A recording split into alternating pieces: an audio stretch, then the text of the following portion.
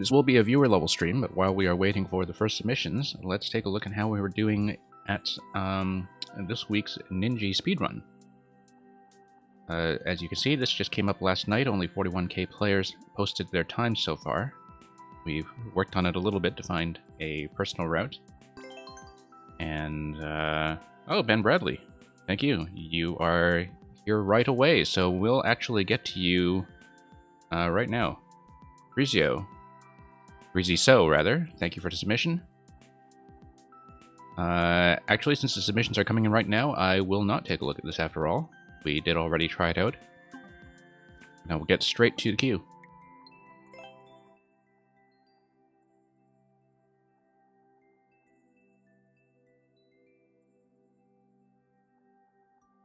Ben Bradley, you will be up first. It'll be ATX D8M FQG, and we are indeed ready for some spaghetti. I usually get some kind of warm-up level out of the way first.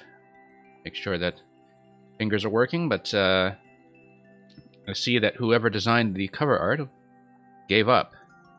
So let's see what kind of sauce you have on your spaghetti. I hate this game, Troll. 3%? Okay. Reasonable enough.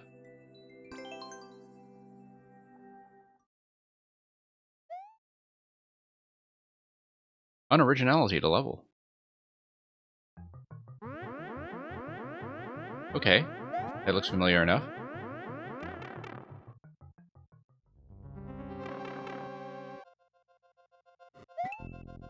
How's that guy? This looks like it's supposed to come up and block something.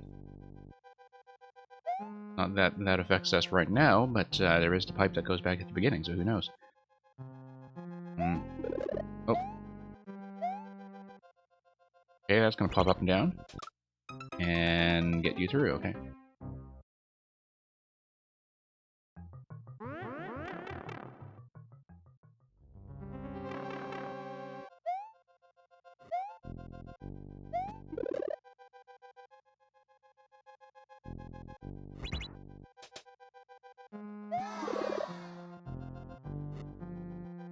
Okay. That was a very well-targeted little power drop. Pick a path. Aww.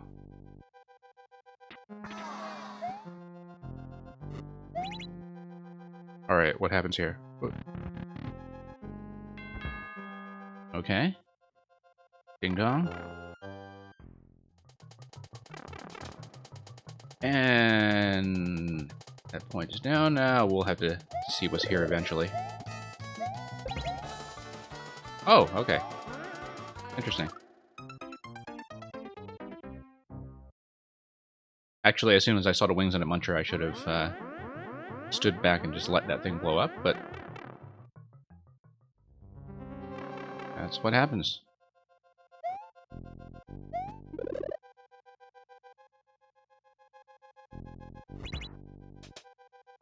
Have to get your head into that troll logic early. Wrecks your brain for the rest of the day.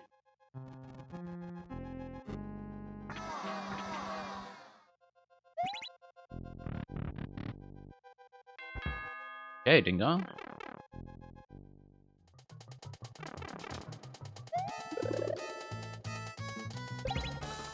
Okay. I see. So we need to boost through. And boost through. Okay. Oh, I see. Okay, a little bit of a death game, but let's see what happens when we pop out. So we see a probably some kind of clue. Door and a vine. That door is over some kind of block, but can't make it exactly what. Probably donut block. Okay. All right, I guess we die. It's a very shocked face in the right side of the screen. Door in saw mushroom in pipe, okay.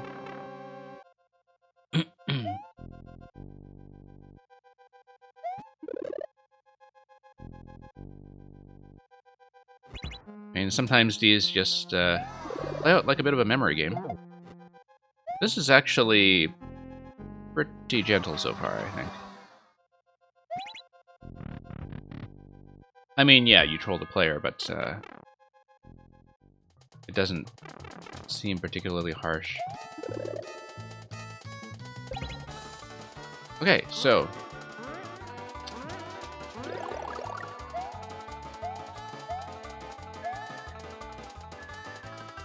Okay.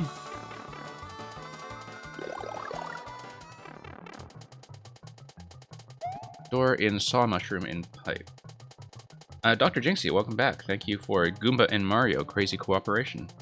I will, of course, be playing that solo. Door in saw mushroom in pipe, huh.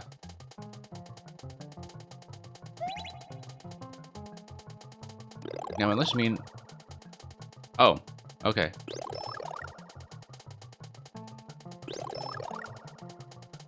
Wait a minute.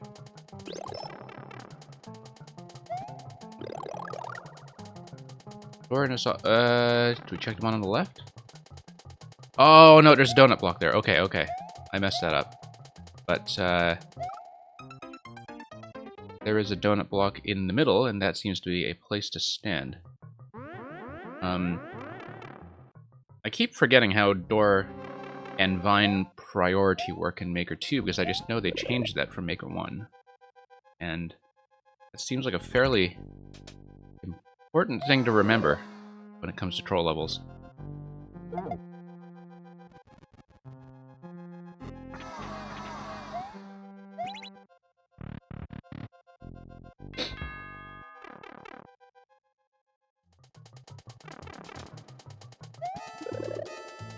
Okay.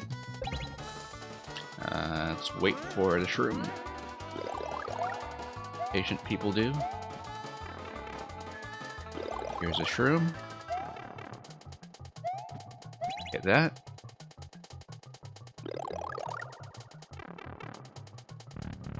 And through we go.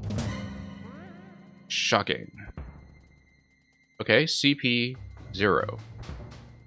So we must have hit a CP without realizing it, I guess. Seems like 2 different doors drop there. Okay, no, maybe not.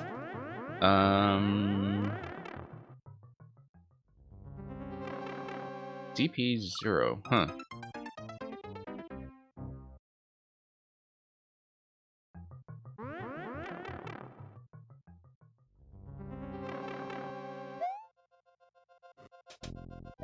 Like, I didn't get a proper look at that, but, we'll see.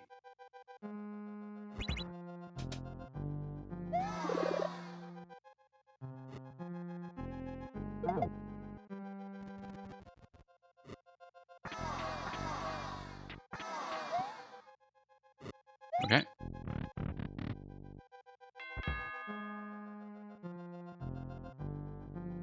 And... okay, I think we're kind of done with the setups in that room. Nothing new for me to see there from my view of the camera. Not this.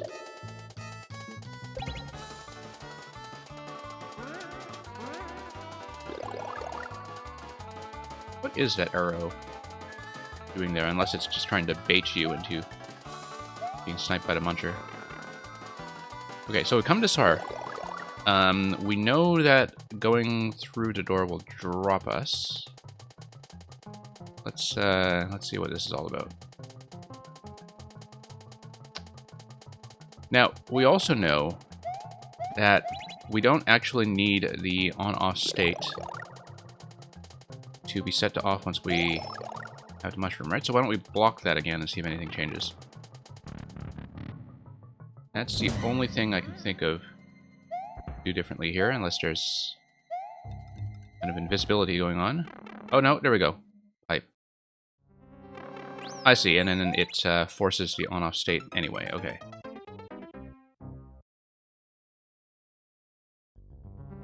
JK.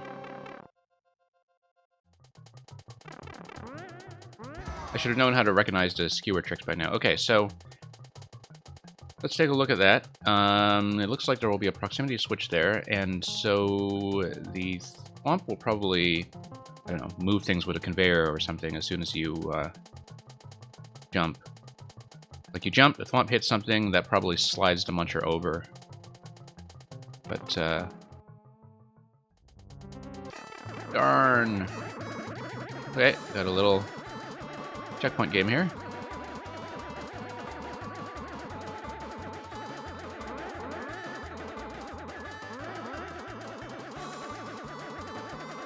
And... yeah, will it let me die? Will it let me die? Let's see. Yes, it will. Darn. Okay, that one's not too painful. I mean, I find little checkpoint games like that to be times a little disorienting, but okay, so the Thwomp's going to hit the switch and that's going to do something. Okay. I see. But that doesn't do anything. Okay, so you just need to hit the first one, hit the second one, and not hit that block. Fine. Hey, Sneaken. Glad to see you back. We haven't had much streaming time in the last few weeks, unfortunately, but we are back. Thank you for the submission of Mint Chocolate Chip.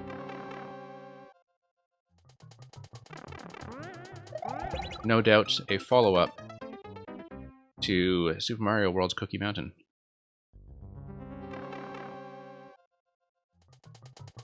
Okay, I need to stop hitting that guy. Despite having done so the first time. Okay. Mistake. I guess I'll have to check the right side block eventually as well. But, there it goes. Let's check it. Probably needed that. And, okay, it looks like we'll just have to damage boost and go down where that dropped. Whoops. Took too much damage too soon. Big grip of new levels. Okay, good to know.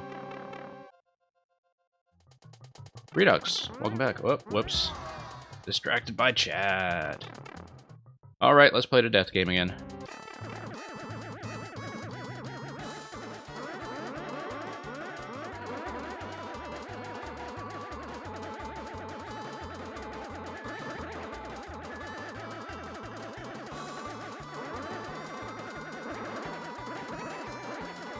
Okay, nom nom nom, nom nom nom. Managed to get this previously.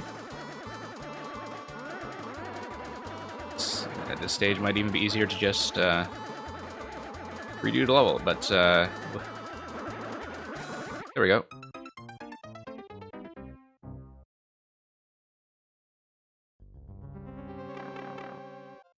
Yes, we have channel points. We have we don't have emotes yet because they are still waiting for approval.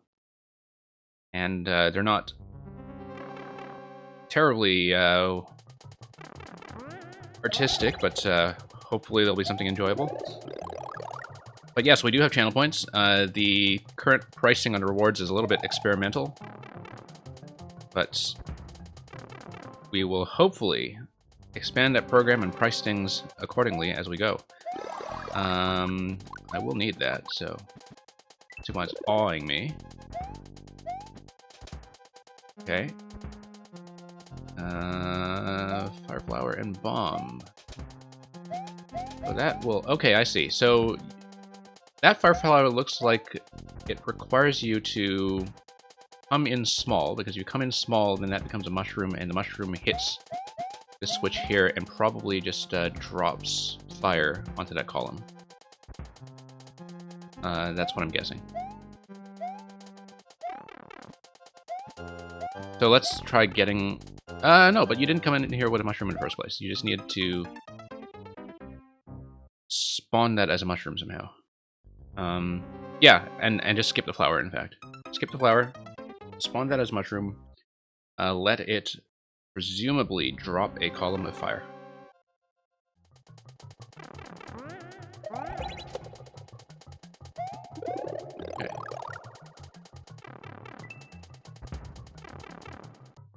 boost there quickly. Alright, so be small. There we go.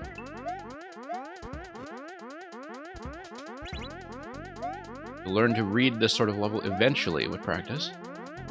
Okay, so there's a one-way pipe blocker.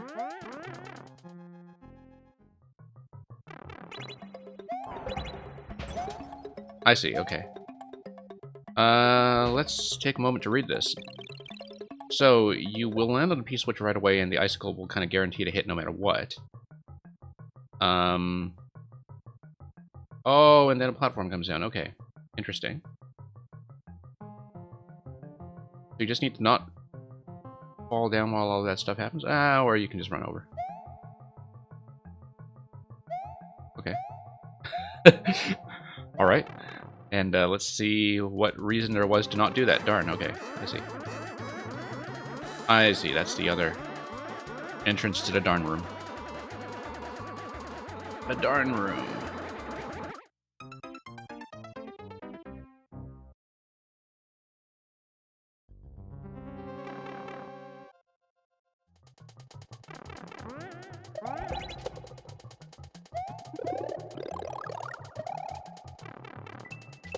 Okay.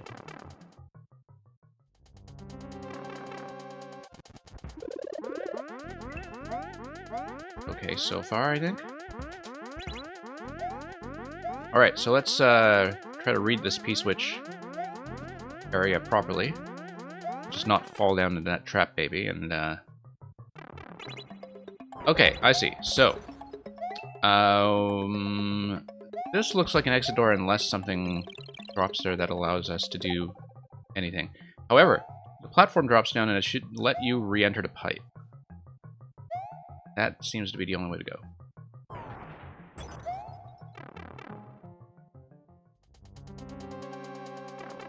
And then that will respawn you in this room, and maybe that will do something interesting. Yeah. Spawn blocking. Okay. Oh, interesting. That is not how that room looked previously. Okay, so we are back to start, and we now have a power-up that may or may not do anything. And that repeatedly hits a P-switch, but then that means we have P-switches activated going into the next room, which may change something.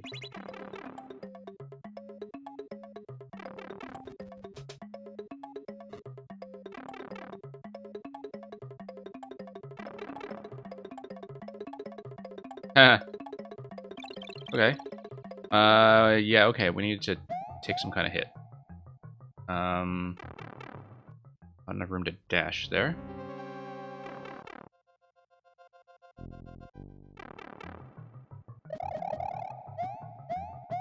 Or we just kind of run over? No.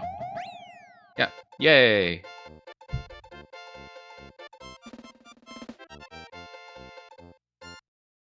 All in all, relatively painless. So thank you, Ben Bradley, for that submission.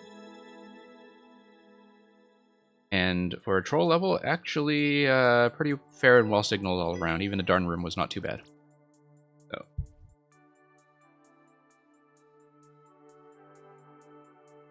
Can't believe it only took me a few weeks of streaming to turn me into the kind of person who will put likes on certain troll levels, but that was well earned.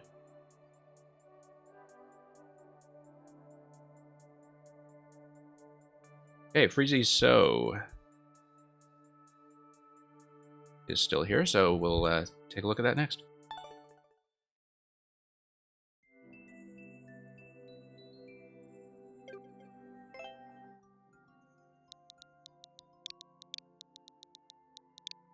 BDP 0 EN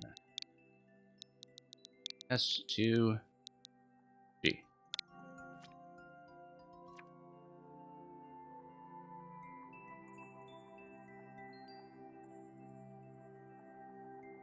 Hey, these clouds apparently hurt.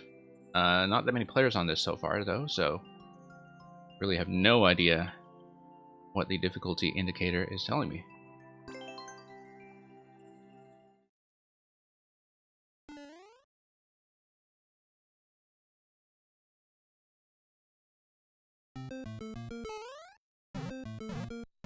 have to get out of the troll level mentality and back to actual platforming. Sure, let's see what's down here. I see. Little bouncy clouds, that's the thing of this level, it seems. So 0.9%, I wonder... Or 1%-ish, that's... Not something that's apparent from this segment, but, oh, I see. Okay, so we know that clouds are actually kind of constrained by screen position, so there's no need to panic.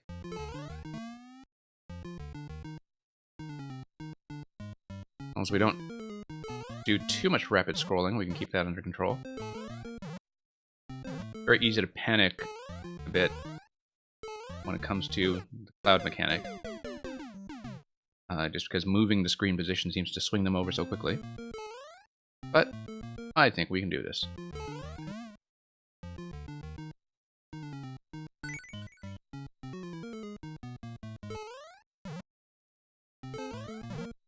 Oh, whoops.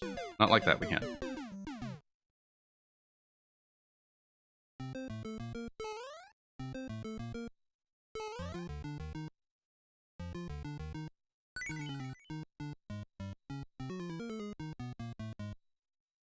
Okay.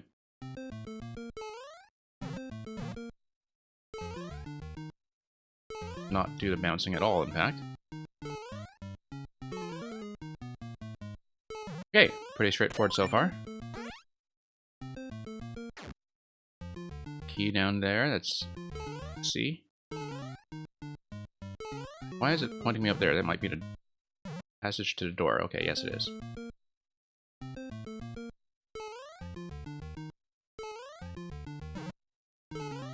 Okay.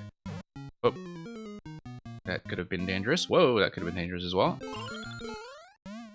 Grab that 50 coin for Endless.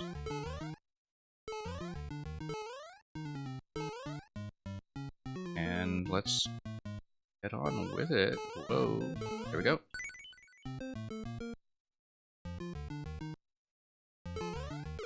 Okay. That was slightly miscalculated. But we get the idea.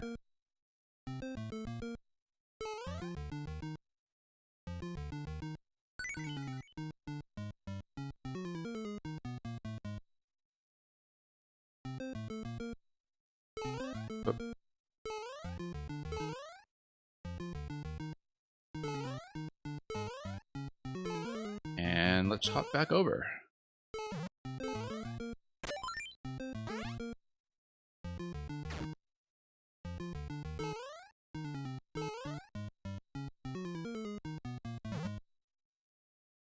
Oh, that could have been a close call.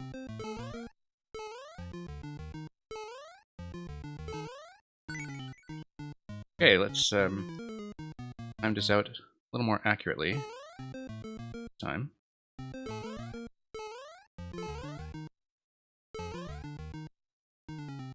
That felt very perilous.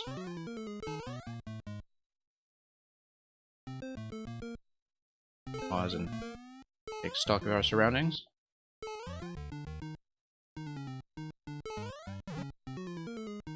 On we go.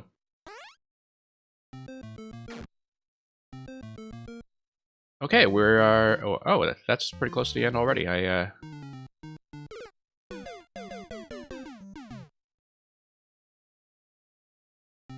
just need to not make that mistake again, and we will be done with this in no time. Hello, Merlin. Welcome back.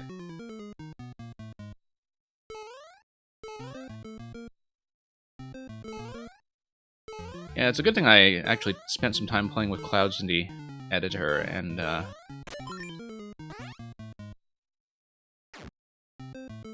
trying not to take their movement as too chaotic. Once you... Whoops. As with kind of screen-locked elements like the Angry Sun and a Charvarg, they are not too bad if you don't just try to outrun them.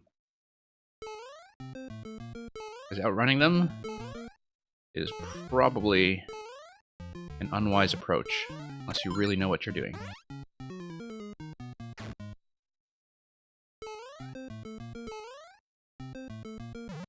Oh, okay. I tried to jump over that, I just kind of missed.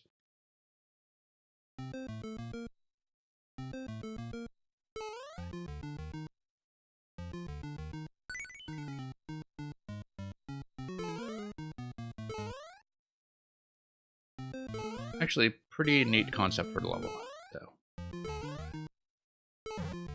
And we've already seen where the ending is. It's just a matter of not totally choking at the flag. Merlin, thank you for the, well, might need to change the code, I guess, but thank you for the attempted submission.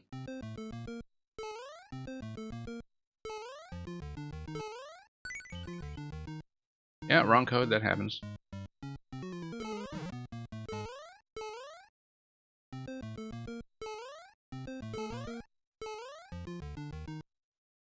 And let's wait for this guy to come back over.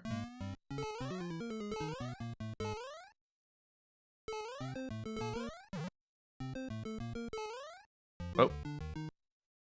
Could have been risky. Okay. Looks like we are almost finished with this one. So we don't need to worry about the one at the bottom just yet. Let's try to pop this and drop safely.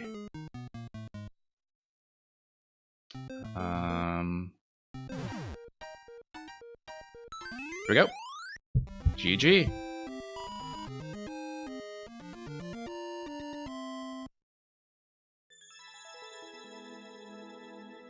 Okay, interesting idea. Very deceptive clear rate so far. I think I only got the second clear on this, though, so that does happen. I guess stalling for a few seconds at the flag put me off the world record, but I wasn't being particularly tight on the timing, so thank you, FreezySo, for that submission.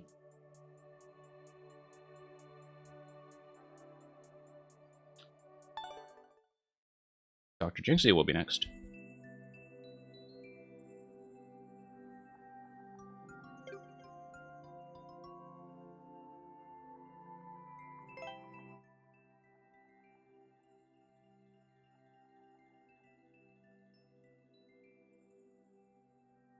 Okay.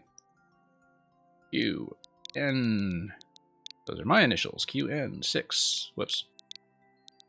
N29. Well, GG.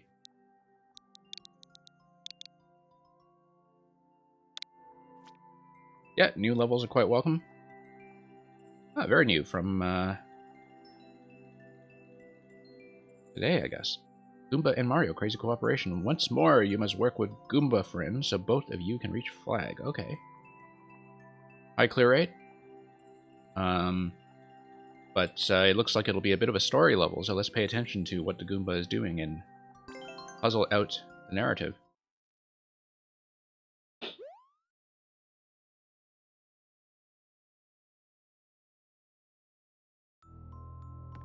Okay, so the Goomba is over there, so we need to probably hit that spring block and break him out.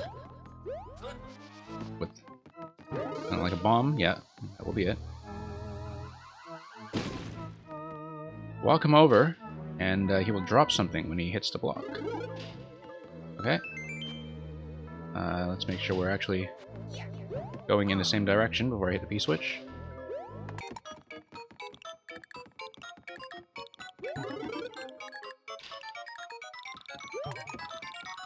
Okay, not setting any speed records this round, but that's going to drop a bomb and break me through.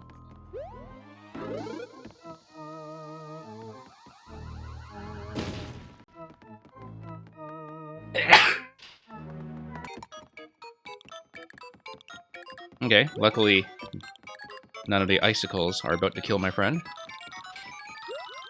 Hey, oh no, I was going to grab that switch and bring it with me, but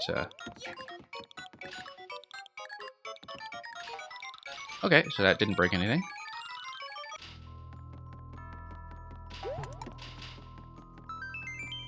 Do a bit of an escort.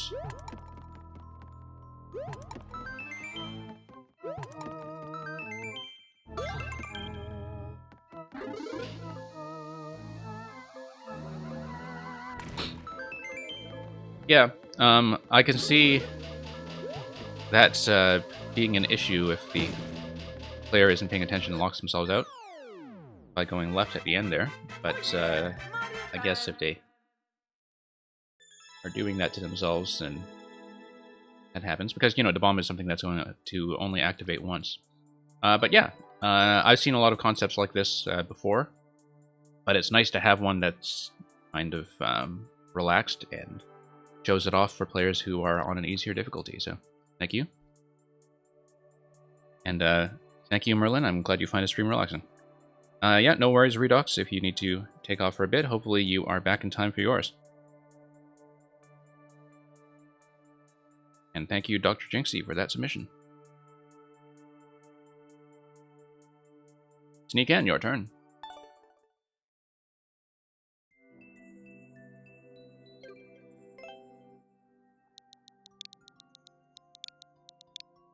XK7, 2, P, R, 4, AG.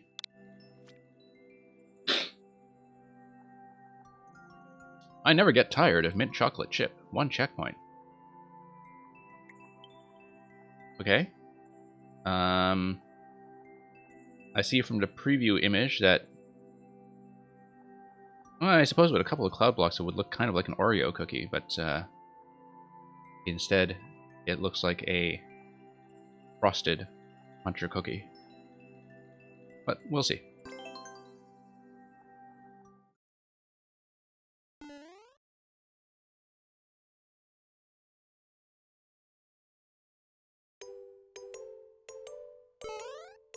Okay. Oh, whoops. Not a great way to start, but I should have known better. Oh, I see. I need to pick up some momentum on the ice, I think.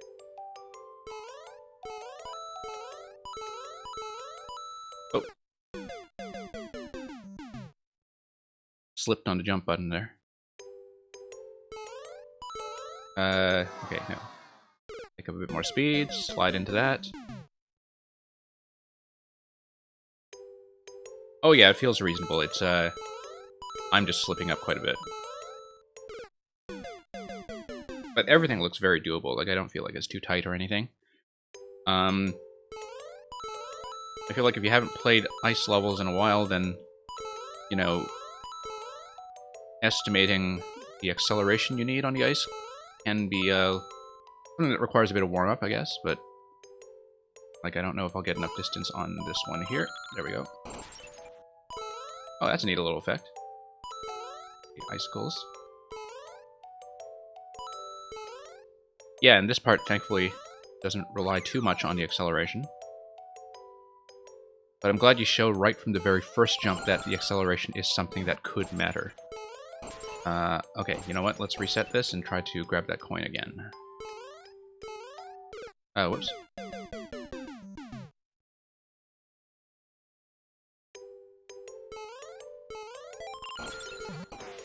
Okay. Quite slippery. I feel like we should make an attempt at the optional content, though, since you put it there. Let's just fall on the icicle when it respawns.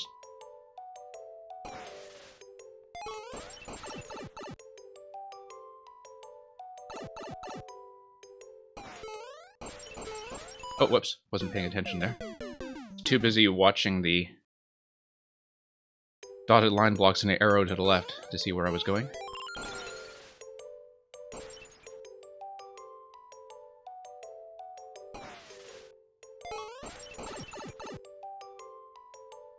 Very decorative, by the way that you have that pipe kind of cut through right to left. Okay. Oh, it looks like there will be some kind of retreading of the level, I guess, once the on-off has been hit. Oh, okay.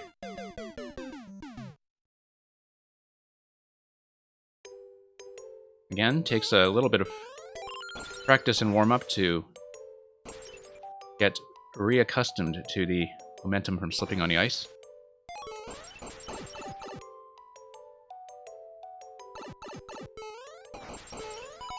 Oh. I think that just takes some adjustment after not having played ice levels in a while. You know, it's like learning the physics of any game or any power-up. You just have to get used to little local alterations. Okay. Try to make these again. Alright, here's a little bouncy segment. Bounce, and then that's going to fall, and we bounce. Very Tropical Freeze like that bit.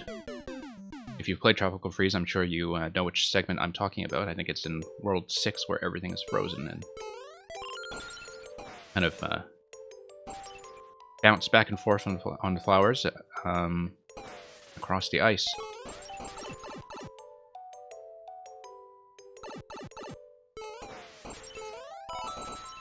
Oh, whoops.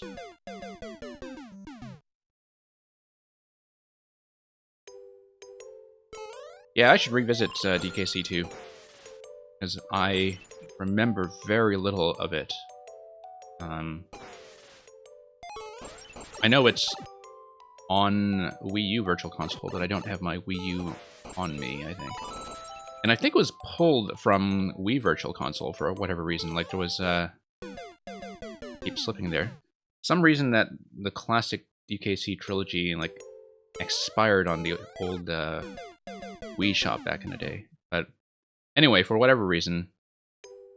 And I know that options like emulation and such are available, but it's just been a very long time since I've looked at classic DKC. Retro DKC, however, is fantastic. I think I may, at some point, do the Retro DKC time trials on stream.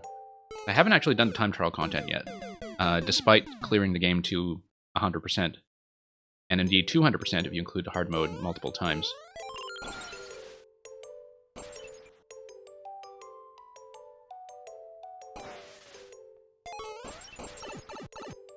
But yeah, Tropical Freeze is fantastic.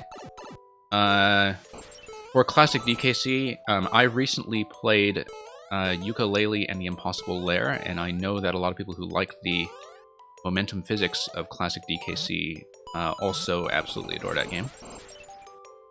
I was quite fond of it myself. I didn't see what was going on with the pipe to the left, but that's okay. Oh, whoops.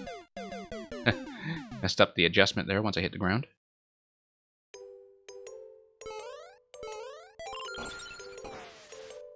Yeah, DKC 1, I feel like, has a number of elements in the late worlds that would be difficult to get away with in a newer game now that, I guess, more platforming design wisdom has been standardized. Particularly once you get to, I think, the industrial world near the end of it. It's been a long time. I don't remember the names of the worlds, but...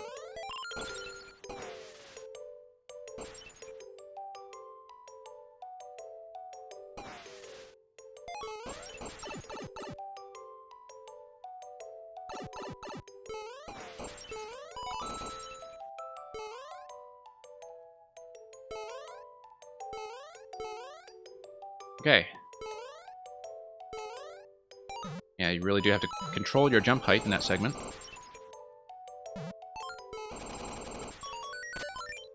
Through the door we go. Oh, I see. So if you don't grab the coins, then you kind of have to suffer through coming out of that pipe. Which is not the biggest difference in the world, but it's nice to have a bit of an alternative like that. Oh, I see. So it just kind of sends you back. Like this. To... Okay.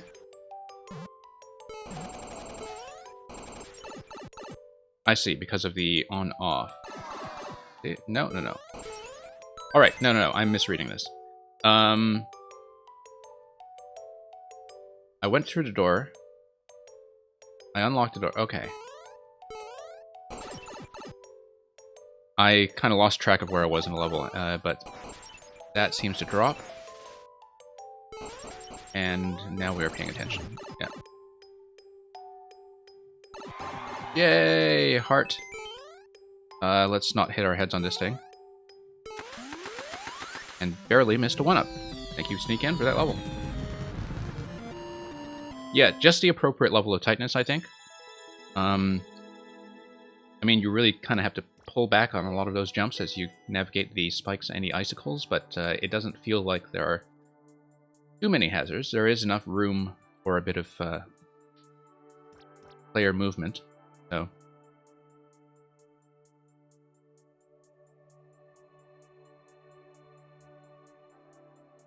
Redox, I don't know. Redox actually came back. I know they said they had to step out for a moment. Just give Redox a moment to shout. They are still in chat, though, so they may be lurking.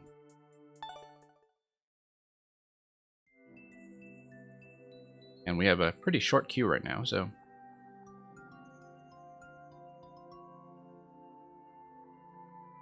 Great. Let me just... move up in the chat. Okay, Redox said they had to go eat. I may bump them back a spot. Let me check the queue.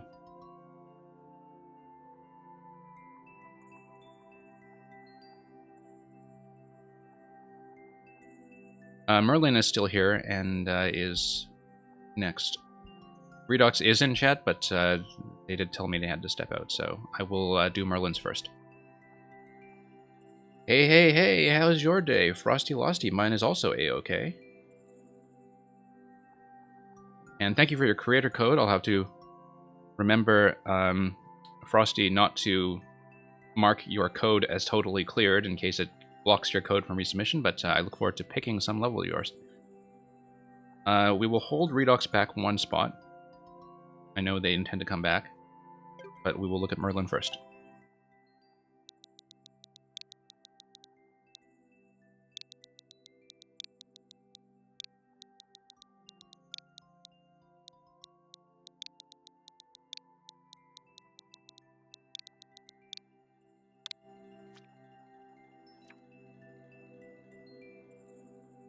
And, oh, is this your creator code? Yes, it is. Okay. So, oh, I see, because you kept pulling your codes out to see what I had already cleared. And yeah, that's a good way to do it, considering that you'd already sent me so many. So, let's continue where we left off in your adventure and do 1-5.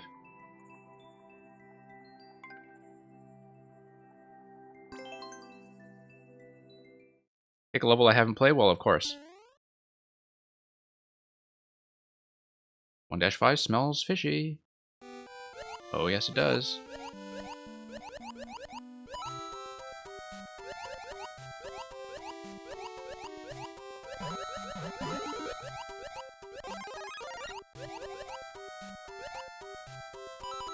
Sure, let's grab the coins. Oh, I love this little jellyfish decoration. What's up here? Ah, the jelly pathway.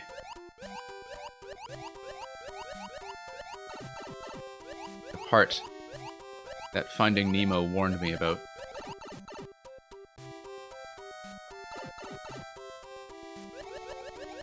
Okay, let's move up and... oh, this is just bonus room. Okay, that's fine. I don't mind a bonus room. Oh, whoops.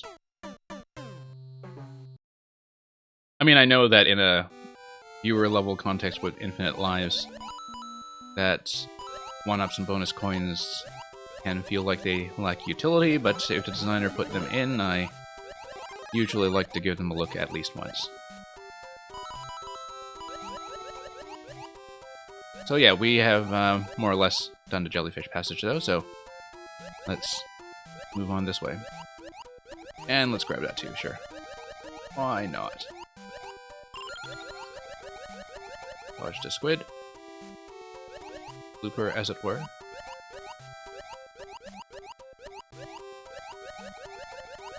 See what's up here. Oops.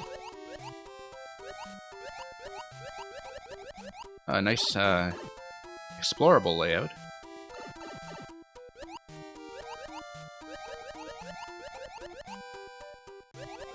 And a while since I've seen anything that kind of felt roughly open, although I guess this is more of a bonus room as well.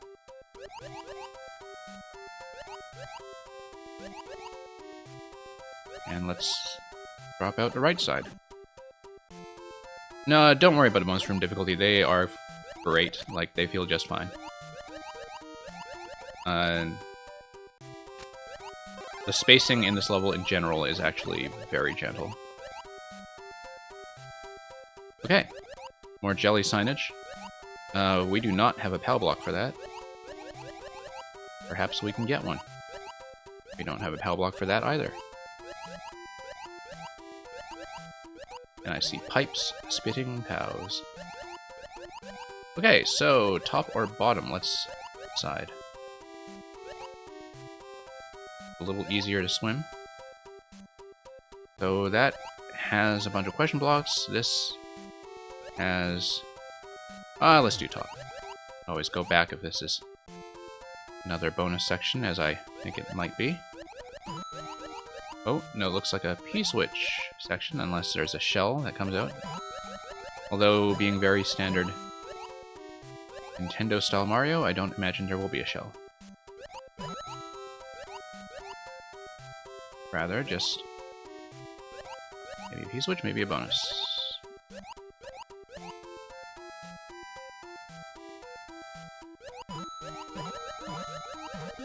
Okay, P-switch it is.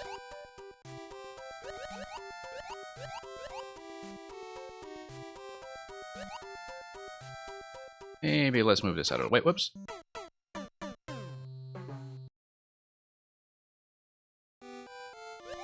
My mistake. This is a very gentle level, and I'm totally tanking the clear rate, but that's okay.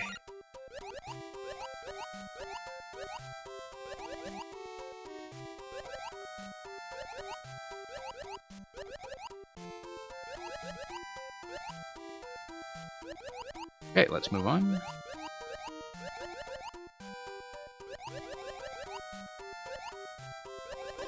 Oh, I see. That is a progressive power-up. Okay.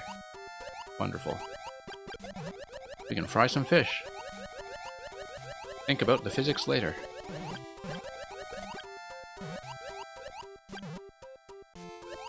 Okay, well, we saw that there was the P-switch path there. I want to check the bottom path anyway, just to see if that is an optional route or something else.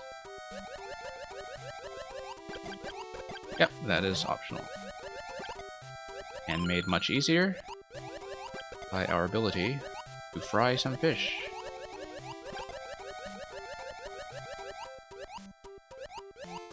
I mean, it is a bit of a long walk back and forth for the bonus room, given that you don't know that it is a bonus room, but that's not too bad. Like, this is, you know, pretty straightforward, so...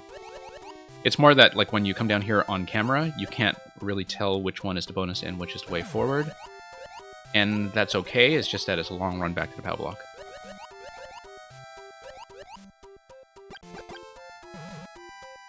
So let's get this.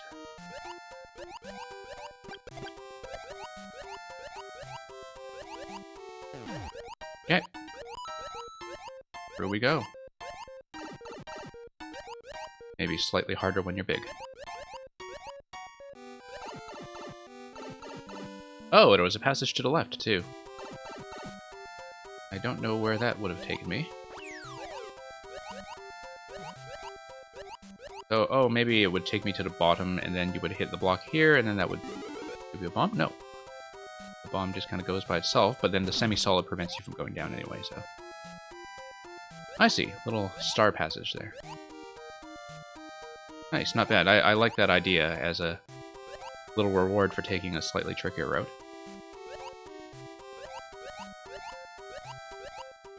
If I die, maybe I'll give that a try. More jelly track designs. Like, you really got quite a kick out of the jelly track designs, I see. But they do look neat.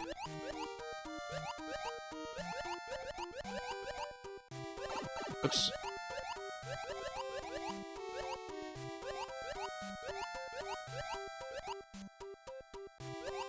Oh, okay. Let's not choke here. Let those guys settle down.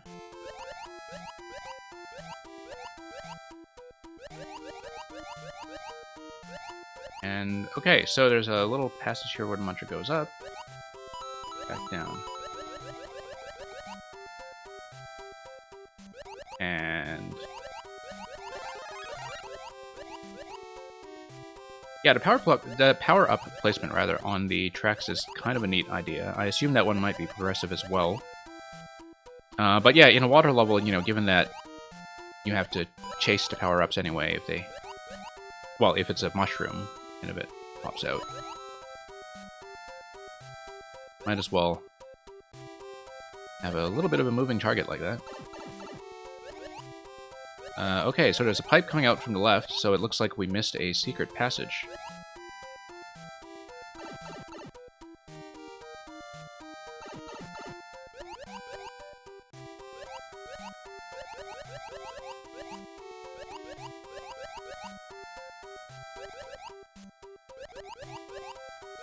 Yeah, this is neat. It's almost too bad that Mario Maker doesn't really give people a reason to explore optional routes, because I can definitely tell that you put in the effort to put in a lot of optional pathways and make them feel rewarding, so... well, that smelled fishy. Thank you, Merlin. I am not going to mark you as a win because that was your creator code, but for your reference, I've now cleared your game up to 1-5.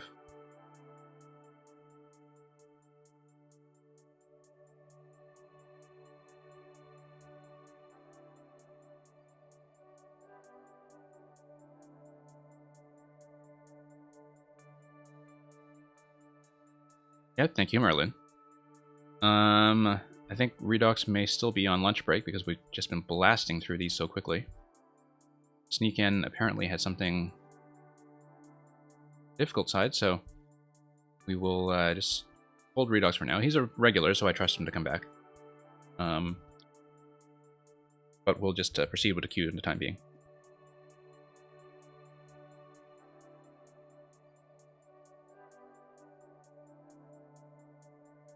Oh, whoops. Let's try to move things down. And... oh, wait. Hang on. That's not... sorry, Frosty. Sneak In was actually ahead of you. I don't know why the bot didn't do this properly. I'm just going to check my corporal interface.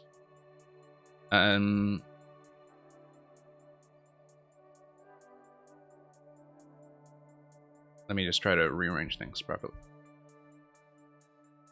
Yeah, sorry about that, Frosty. False alarm. You are still in the queue.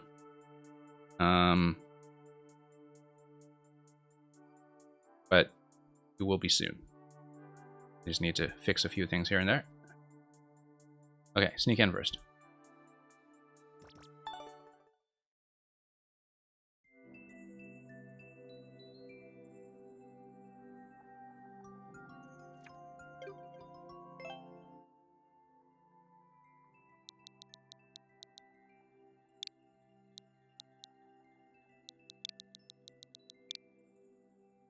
JC743YGMF.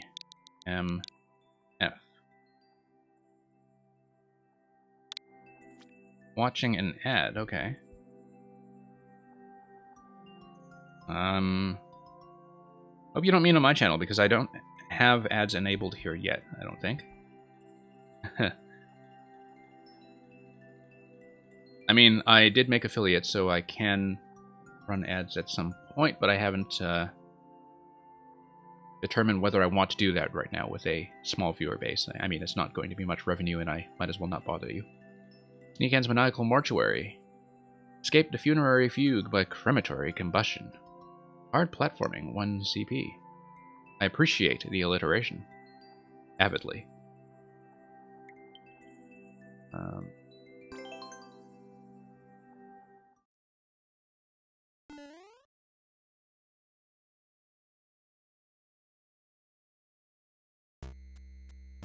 Okay. So you'll drop that track and get on to the next segment of the track.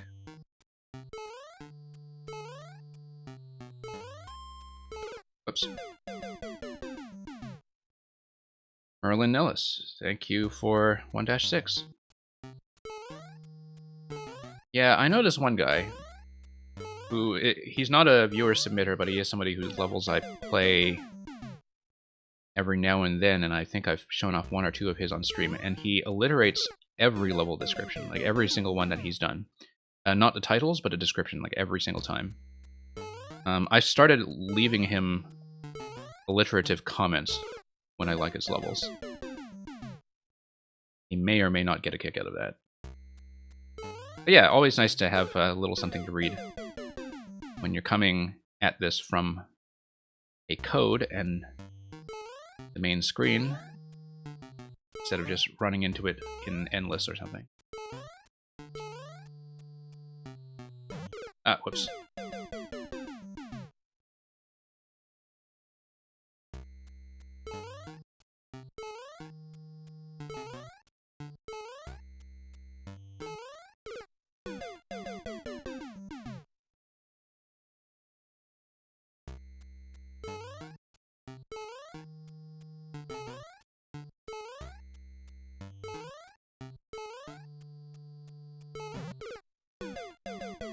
Yeah, it's almost too bad that there aren't very many options for performing the exact function that the spike blocks do.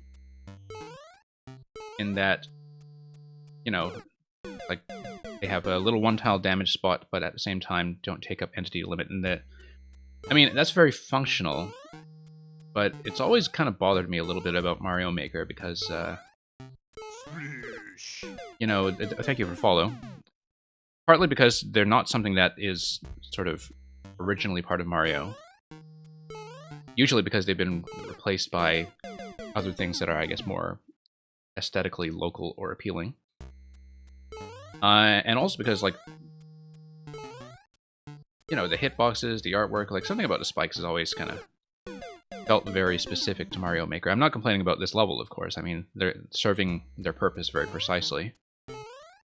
But it's almost too bad that there aren't more sort of aesthetic or decorative options or other things that can do the same job. Yeah, entering doors from falling objects, I'm honestly somebody who always has trouble with that, but platforms at least are not as bad as seesaws and other things like that. But yeah, falling onto a door, that can go wrong. Doesn't tend to go wrong in this style. I find that in some of the other styles, that can get rough. Okay, I read that correctly last time, I just missed it this time. Yeah, the spikes are fine in this level. Like, you're very clear that this is what the level is about.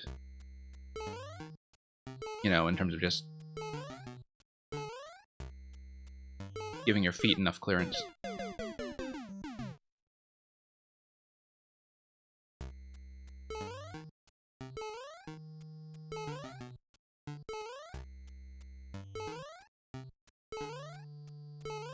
Now, I don't imagine that the boo at the beginning is really much of a problem, but I guess it's a warning for boo-related mechanics that come later. Oh, whoops. Keep forgetting about the little bit of horizontal momentum from that curve to the right.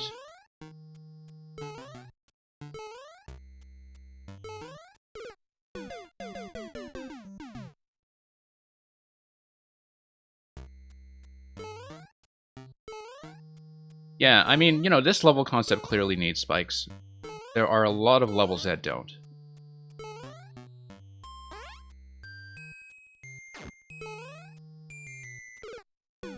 Where, you know, you see a lot of levels sometimes, I think, where people have added spikes as a cause of death without actually making platforming more interesting. This concept clearly depends on them. Because you do need to, you know, clear these one-tile spots.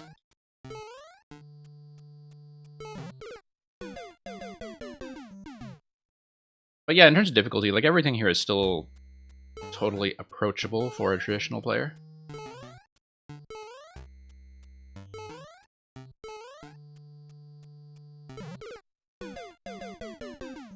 Yeah, entirely of spikes.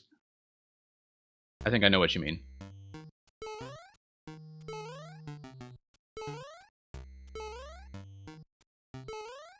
I think I caught a glimpse of some kind of boo ring in the top left in some segment we'll see later, or maybe that was just a saw.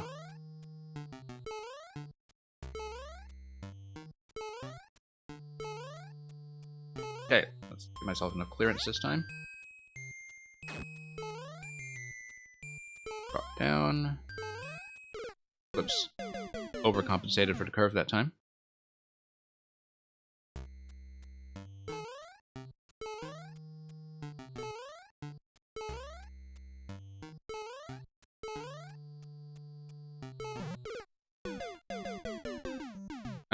Oh, Redox, I missed your message that you were back. You are still in queue. I had to bump you back some spots because I knew you were coming back, and we were just getting through levels so quickly today. But we'll be next, followed by Frosty. Thank you for letting me know, Redox, that you were just stepping out for a lunch break.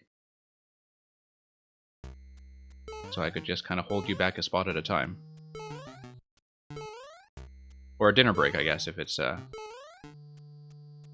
seem to recall you were in Europe.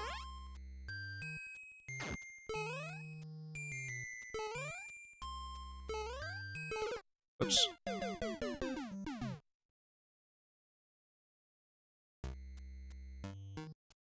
I guess the music does kind of match.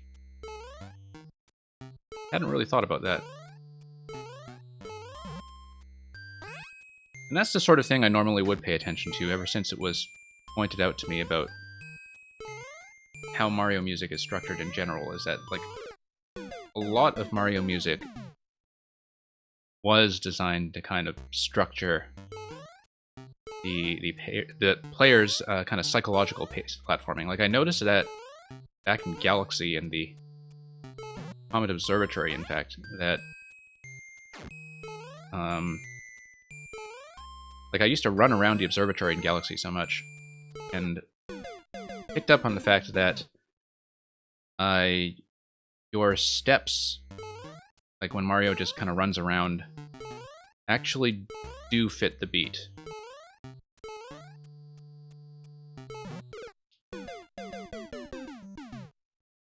And of course, once I noticed that, I just ran around the observatory some more.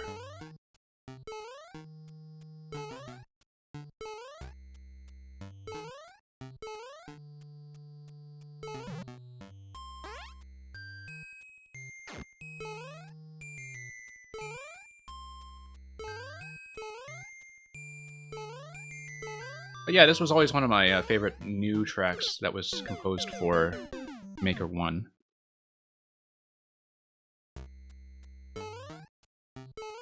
Because as most of you probably know, they did get Koji Kondo to do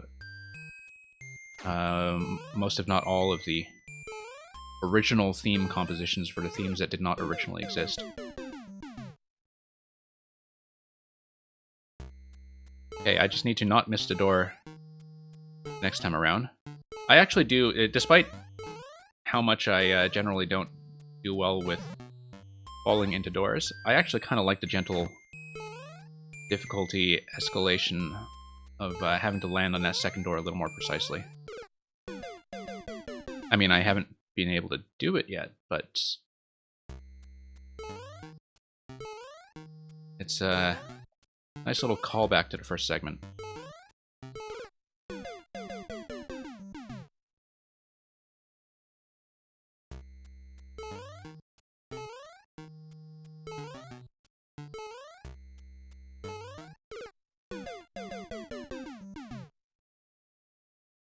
Okay, kind of slipping up there. Fix that.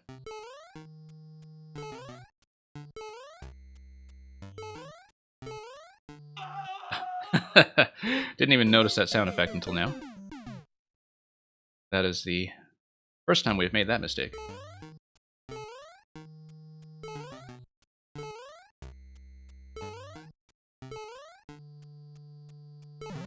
Whoops.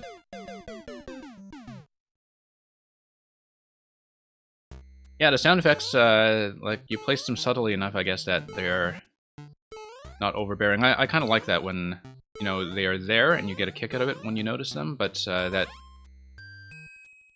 if you don't run into them, you don't know that they're there. So there aren't too many of them, and when they do come, kind of a neat little surprise. Okay, made it through that part.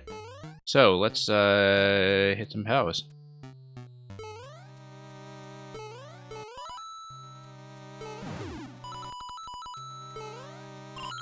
Okay. And earn that checkpoint.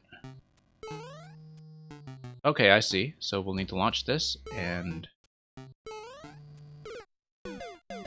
that's a good checkpoint placement, given that I think this might take a few tries to get down.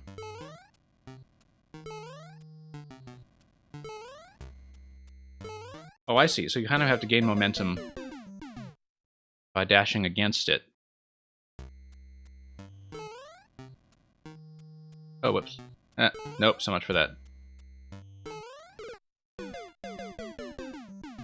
Skywalker 221B. Thank you for Torture. Something that presumably involves turtles and torture. I guess you did say in the level introduction, expect 1 CP. So that gives me a decent sense of pacing. But yeah, this is a pretty crucial placement, and I actually kind of like how you need to earn it with that Boo segment there, because that's a nice little sectional finale, I think. Because it's the kind of thing where as soon as you see it, you can execute it on the first try pretty easily, like the Boo segment. But is just different enough that, you know, you can make the player sweat a bit.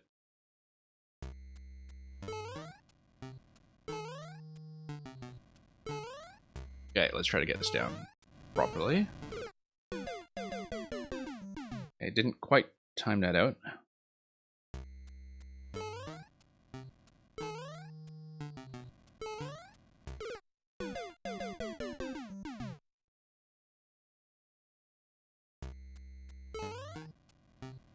Nah.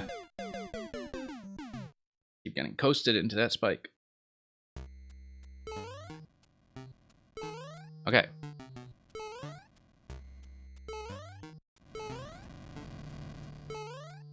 Alright, down we go. And I guess we have to race that. Oh no, it just circles around on the track, so there is no special urgency there. Okay, this feels pretty manageable.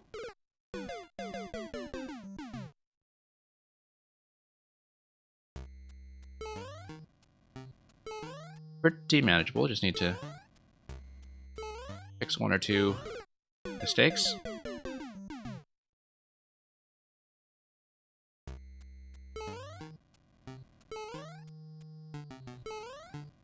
Yeah, despite the trouble I'm having, it actually does not feel super, super tight.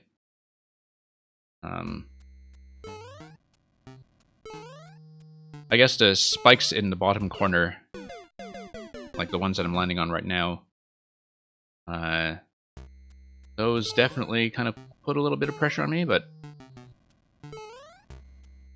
that's fine. And I don't even need to land on that thing on the way back.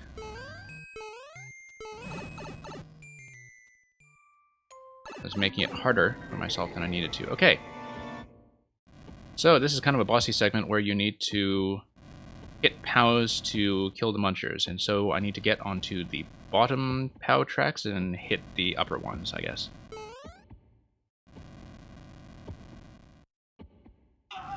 Okay. That's fine. Easy to get back to that segment now that we know how it works, and you need to hit 4.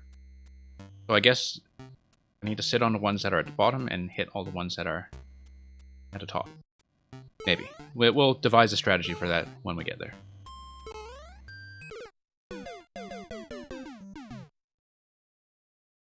Yeah, Frosty Losty, no worries about drawing, but CP hype indeed.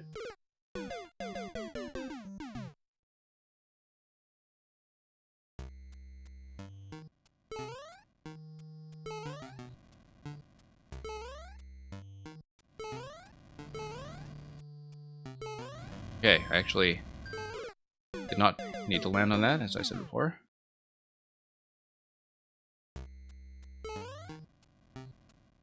Whoops. Huh.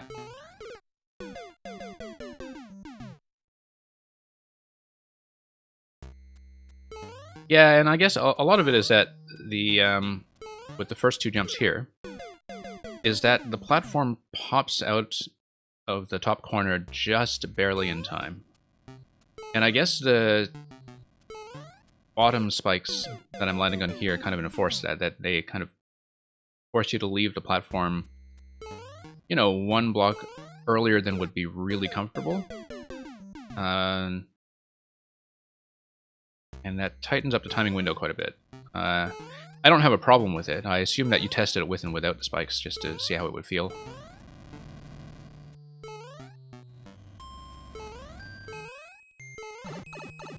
Okay, that part's easy to read at least. Okay, back here. Let's figure out a strategy.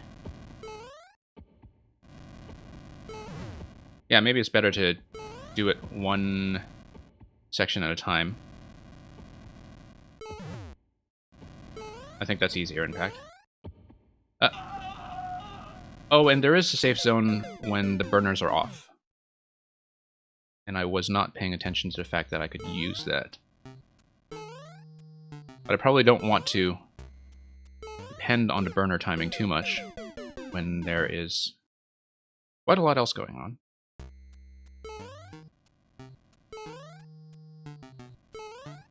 But yeah, I do like how the track jumping in this level kind of prepares you for the track jumping in the POW segment. That's a nice way to finish it off. As effectively a boss gate design, it still uses the same concept as the rest of the level.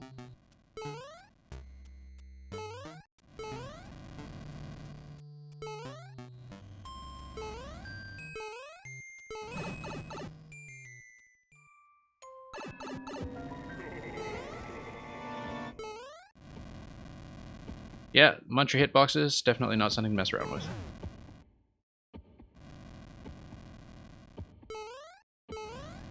Okay.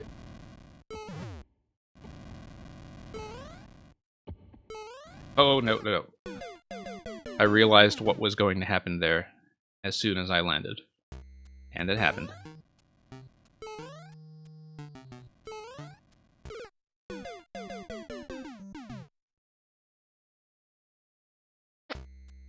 Yeah, I'm definitely kind of killing the clear rate in this precise segment, but I guess that's what the checkpoint placement is for.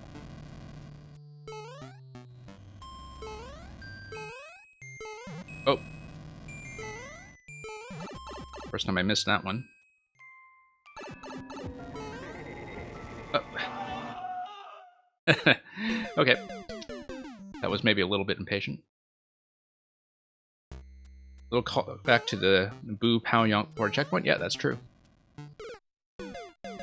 That is very true.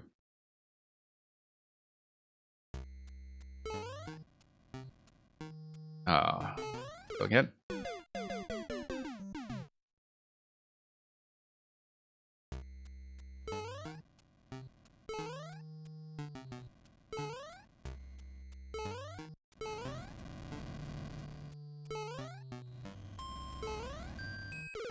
Whoops.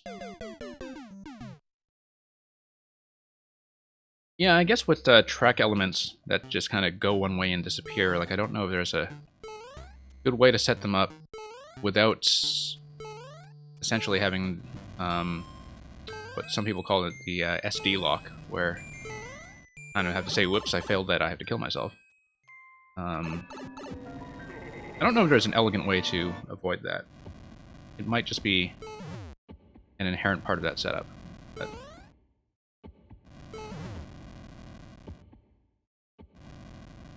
because I know some people in Mario Maker who just really hate the idea of SD locks because of how un-Mario-like they can feel. And I'm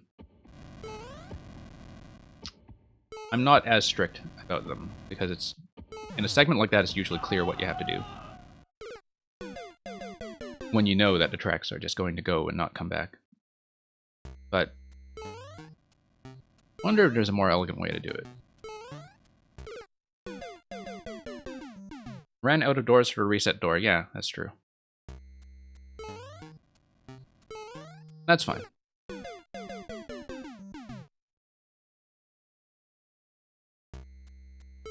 I mean, the risk here is not so much falling off anyway. The risk here is just dying. Like, I'm hitting the spikes far more often than I'm falling off the platform. Although, of course, if there were a reset door, maybe I would play differently, like a little more cautiously, and that would affect how I'm playing, but... Ah, whoops. Not enough headroom for me there.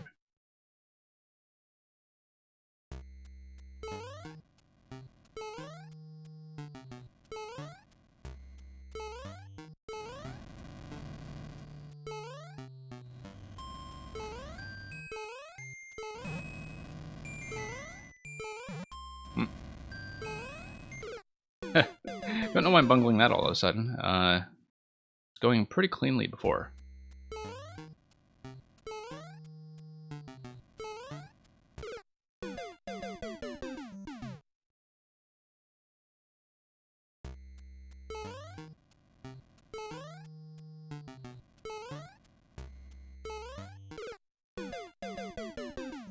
It's a nice little pipe from a parachute. Oh, that's a neat emote.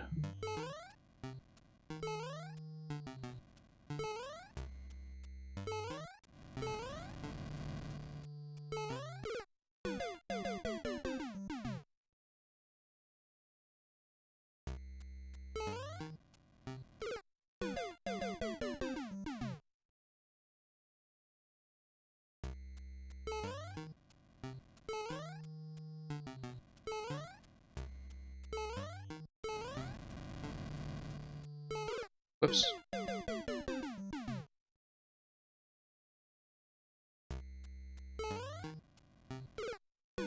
Okay. Need to refocus on this segment and get back to where we were. Last few attempts have not gone so well. Yeah, Merlin, don't worry about it. I don't mind people lurking and just kind of leaving things on in the background. I do that quite often with viewer levels myself, when I do watch them.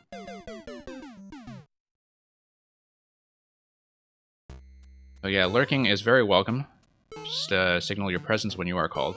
Hopefully you'll see the ping. But, you know, I'll also call people by name when they are up, so you won't miss yours.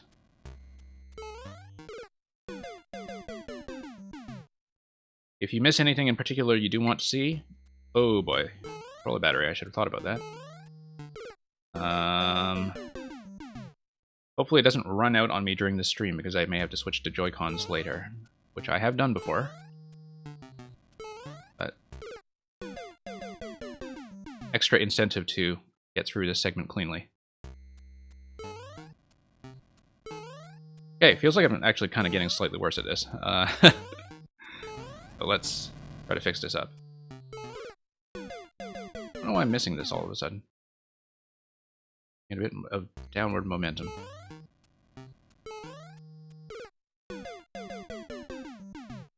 I think there comes a point in this stage when you know the end is in sight and you start to get a little impatient and incautious. And start dying to things that were no trouble earlier on. Really want to get back to that POW segment, given that we managed 3 out of 4.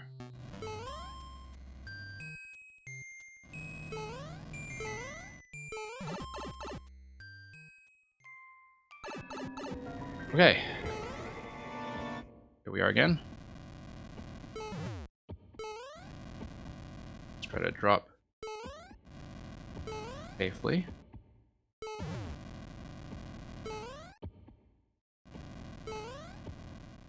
Yeah, okay, I see what's going on. That, I want to have the top and bottom to be asynchronous, like this. That was what I was doing wrong before, like, if you know what I mean. I don't want the top and bottom segments to have the same POW active simultaneously. Oh, whoops. Why did I do that?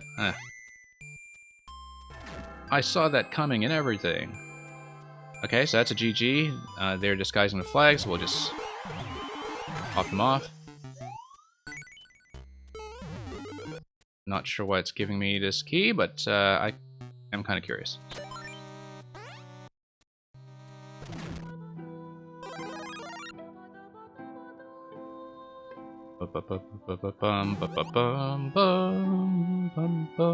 Okay, let's stomp them. Nice ending. Oh, and you go back through that key door. That's wonderful.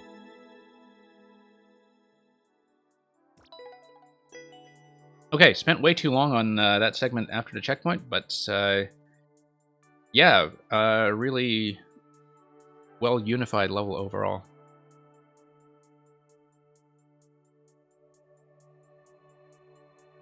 Okay. Redox is up. It will be check Frosty and Merlin and Skywalker after that.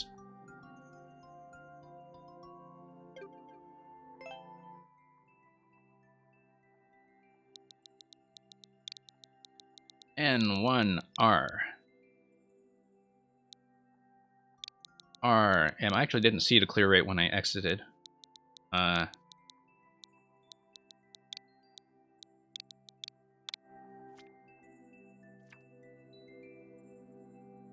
Escape 30 seconds. Okay, yeah.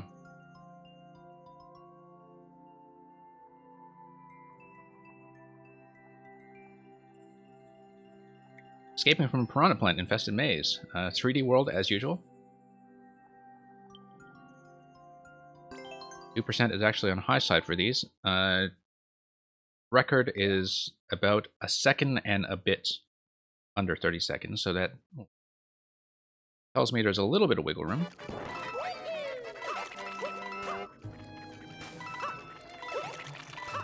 Oh, not enough height there.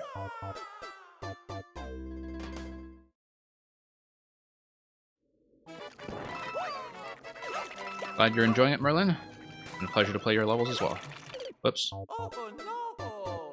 Now, do I need a double bounce? Like, bounce once, bounce a second time, and then do the wall jump. I think that's what I'm not doing correctly. Yeah. And then I'm sliding down a little too much on the wall jump there.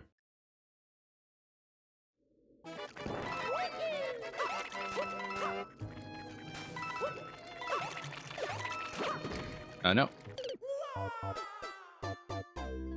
Vertical pipe entry there seems to be giving me some problems.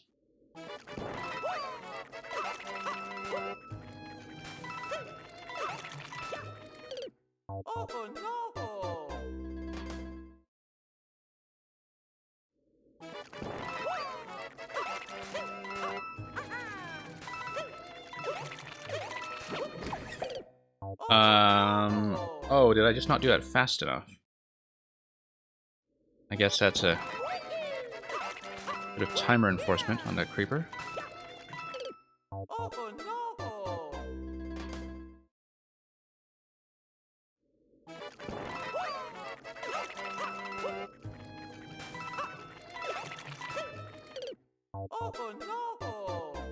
Yeah, so I'll only want to do the first bounce. Otherwise, I know you probably would have put a coin indicator on the second bounce. I'm sure. Don't seem to be getting quite enough height out of that, but I think I'm just bouncing a bit low in general. No.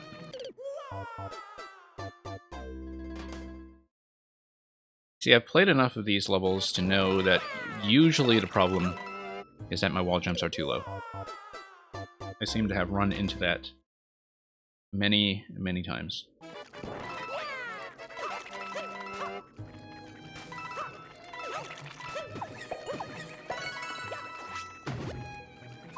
Oh, I see, okay.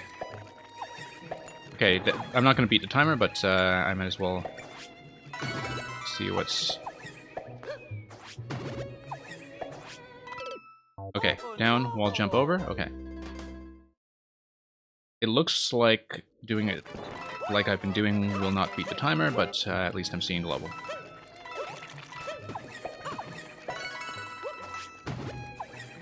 Yeah. I basically need to ground pound as soon as I'm out of the pipe. I am kind of missing the input for that. That's part of the problem.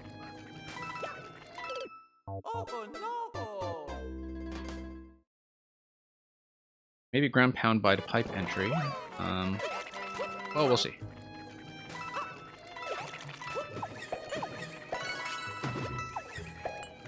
Yeah, okay, that timing is correct.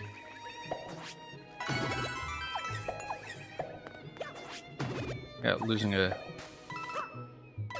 little bit of time there, but short bounces.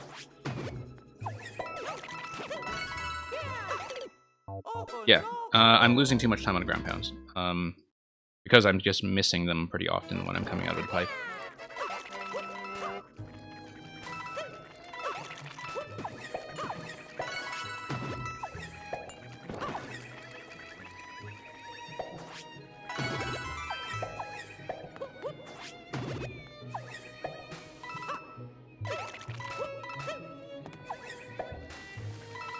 I'm also losing a fair bit of time on the wall slides, I think.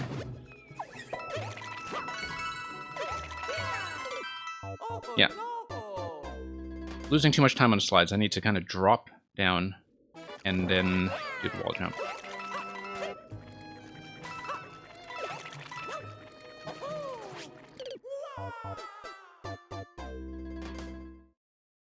So yeah, considering that the world record came in more than a second under, I'm actually having time trouble. But I can see where the time issues are coming from and what I need to polish off.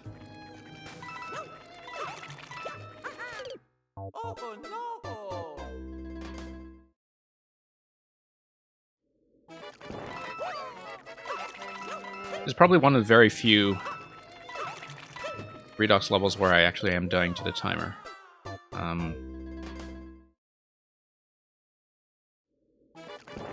But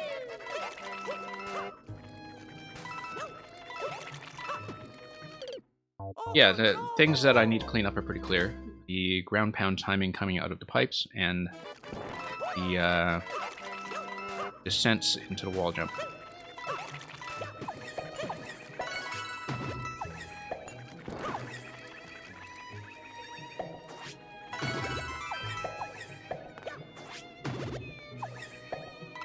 Oh, no. Tried to drop a little too quickly there. There was about 12 seconds coming out of that pipe. 12 seconds remaining, rather. Just as a benchmark. Oops.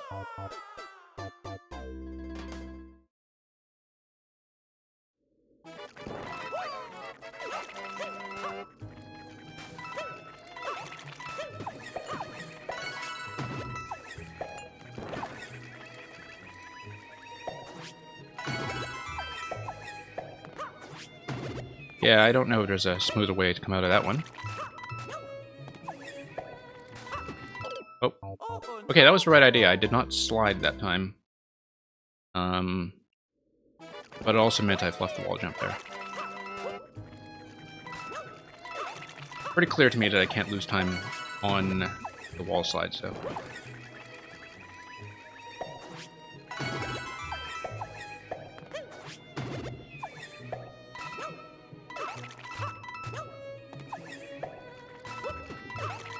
Oh, no, forgot that that's a short bounce.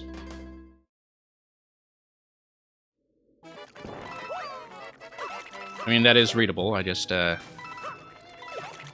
a lot to pay attention to. Whoops.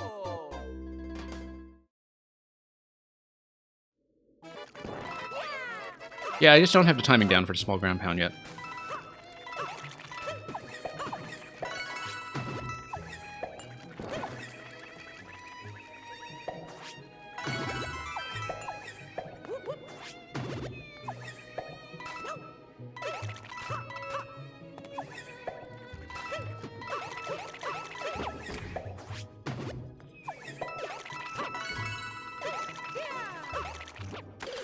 Okay, just so what? Wow. Interesting. I hit the sound effect for flag, but not the flag. So, okay, now we know that's how. Well, I guess the sound effect hitbox would be slightly higher than the flag hitbox, but that is Mario Maker logic for you. It was a very festive times up indicator. Whoops. Yeah, you might want to clip that and take a look at it. VODs are always available, of course, for all of my viewer-level streams if you ever want to look at one of your own creations. But yeah, you'll want to look at that afterwards, because that is what happened. It was I hit the sound effect for the flag, and then Time's Up activated before it registered that as a clear. So, party was indeed ruined.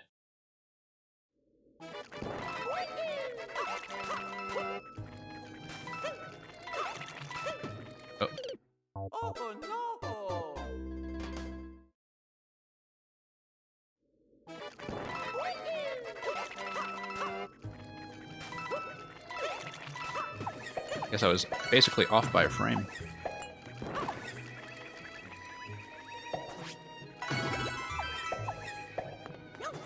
Losing too much time there.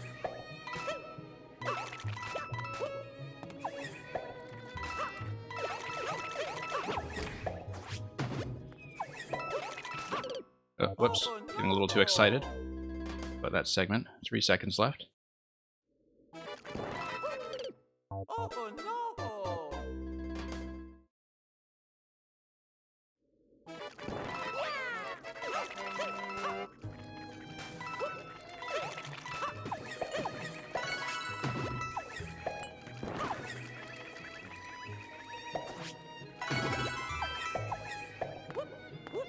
No, that I totally blew that one.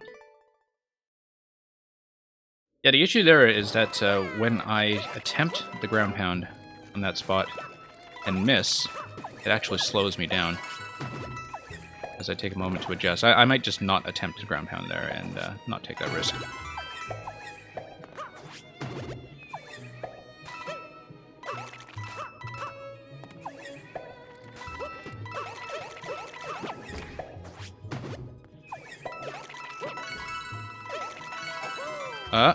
I should not have done the spin there. I should have just landed.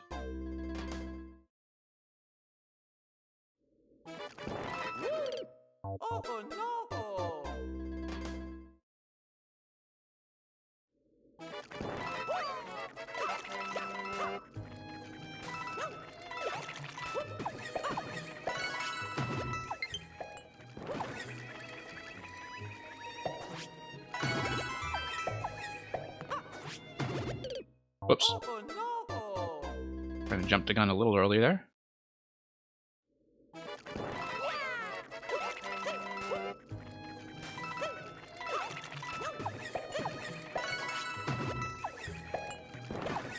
Funny thing about the battery warning on my controller is that I have not been using my Pro Controller all that much. Because I've mostly been playing Fire Emblem in the last few weeks, and I use Joy-Cons for that, so I don't run into D-pad issues.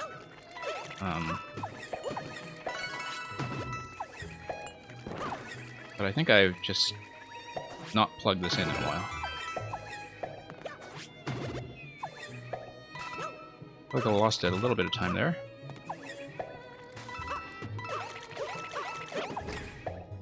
Oh, just a pound. I think.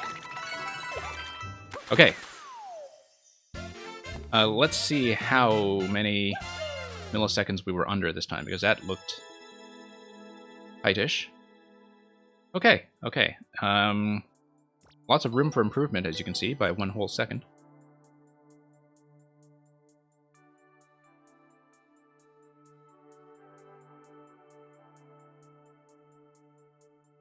Is Frosty still here?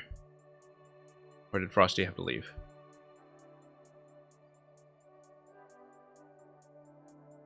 I'll give them a ping.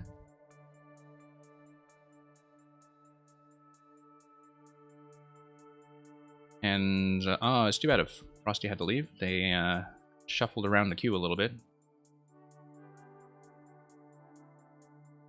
But I'll bump them back one spot for now in case they come back. And then after that will be Merlin and Skywalker.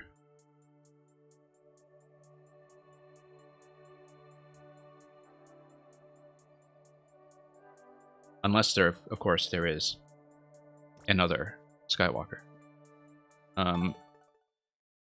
Merlin, 1-6 in your Mario game. 1x7.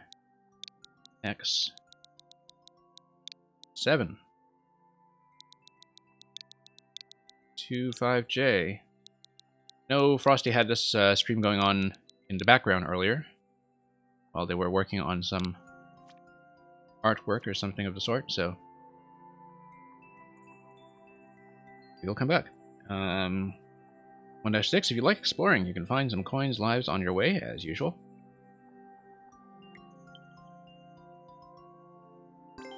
Slightly lower clear rate, I think, than the typical Merlin stage,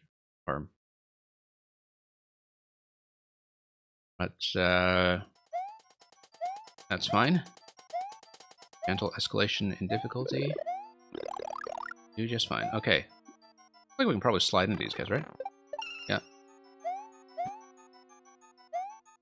Maybe I should have done that without losing the mushroom.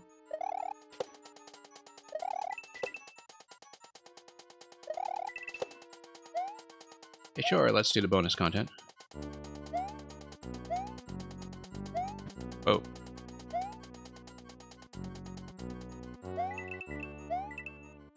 Grab all the coins we can. Okay, that shouldn't hit me, right? Nope.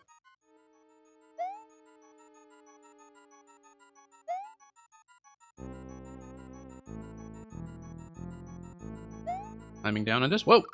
Accidentally pressed up and gripped that vine without intending to.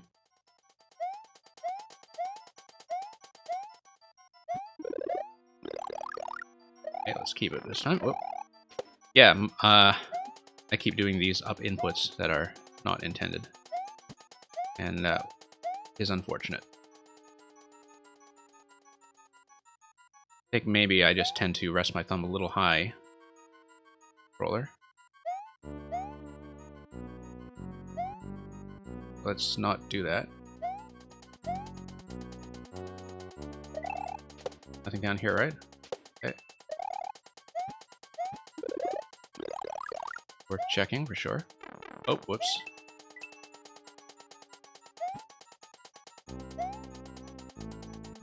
And this looks like an exit. Checkpoint 1. That guy's gonna light up the night. Oh. Okay, I definitely knew that was there, I just didn't pay attention to where the track was ending.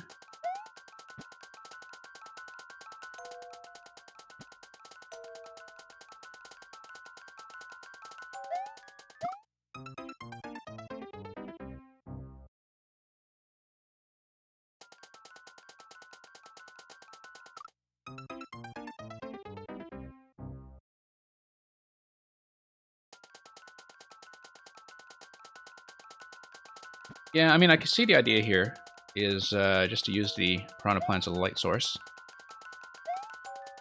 That's fine, of course, except at the same time, if you're dodging the projectiles, the zone that it lights up is maybe not large enough to be that useful, and so it ends up feeling like a pretty standard dark level anyway.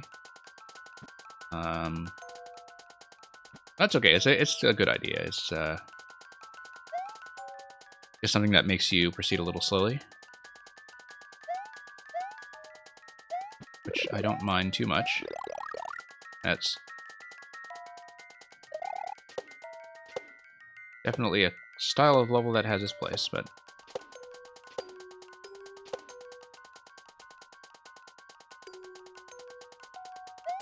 oh, whoops. Yeah, I guess part of the issue is that sometimes you can't quite see the ends of tracks, although I guess the skulls might have been a good decorative indication. Oh, it looks like there was some kind of upper segment there.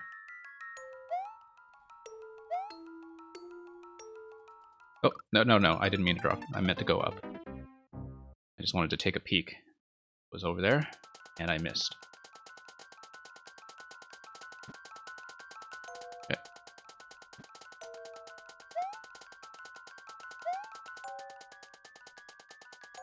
Oh, that is a larger hitbox than it looks. No, it doesn't feel unfair. It's fine. I mean, as far as dark levels go, there is a lot worse than this out there. This is fine. It's just a kind of level that you have to go slowly in. And I know some Mario players really don't like that. That some people are all about like wanting to speed through content they've already seen. I don't mind the concept of a slower level. I think, like this segment, for instance, you can totally see where everything is with the plants. Yeah, I should have actually read that this is going to be symmetrical and that the saw blade would come back the other side.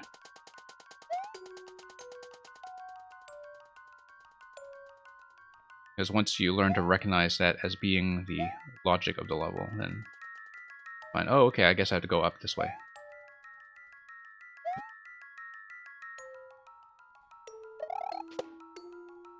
Oh, oops. Wanted to spin jump again on that guy, and that was a little slow.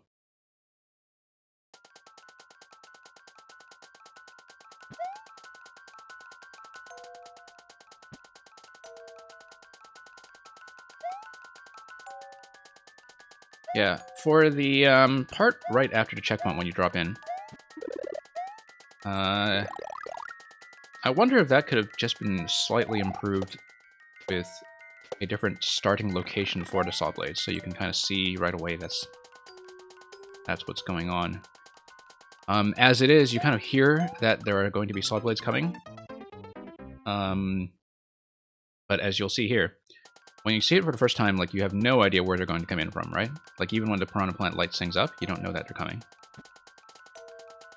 I mean, I know how it looks now. But I wonder if just even slightly changing their starting position or direction would have made that feel just a little bit better. Like, I mean, you know, you don't need to repair this level or anything. I'm just saying for future levels, like, that's the kind of tweak that can sometimes improve a level in very small ways.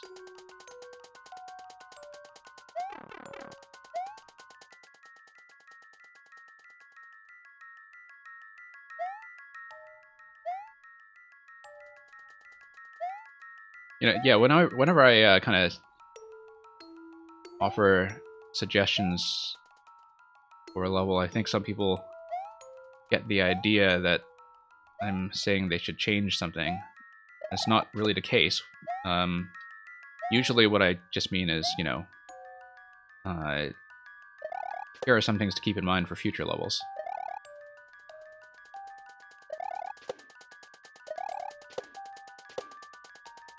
Okay, so there's some kind of drop down here, and I can't see what's going on, so I don't really want to go down despite Divine there.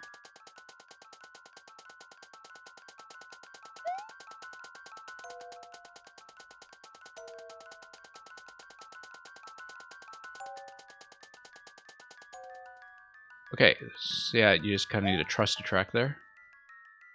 That's fine. Didn't feel too bad. Oh, whoa, whoa, whoa, whoa. Standing a little too far to the left.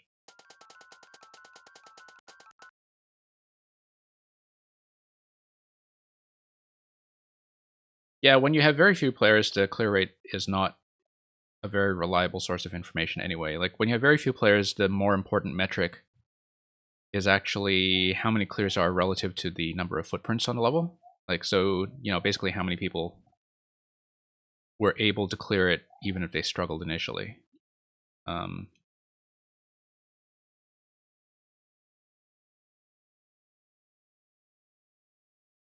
mean, I've definitely found that as a level builds an audience, that the clear rate will drop off pretty significantly, especially if your early testers are people like streamers.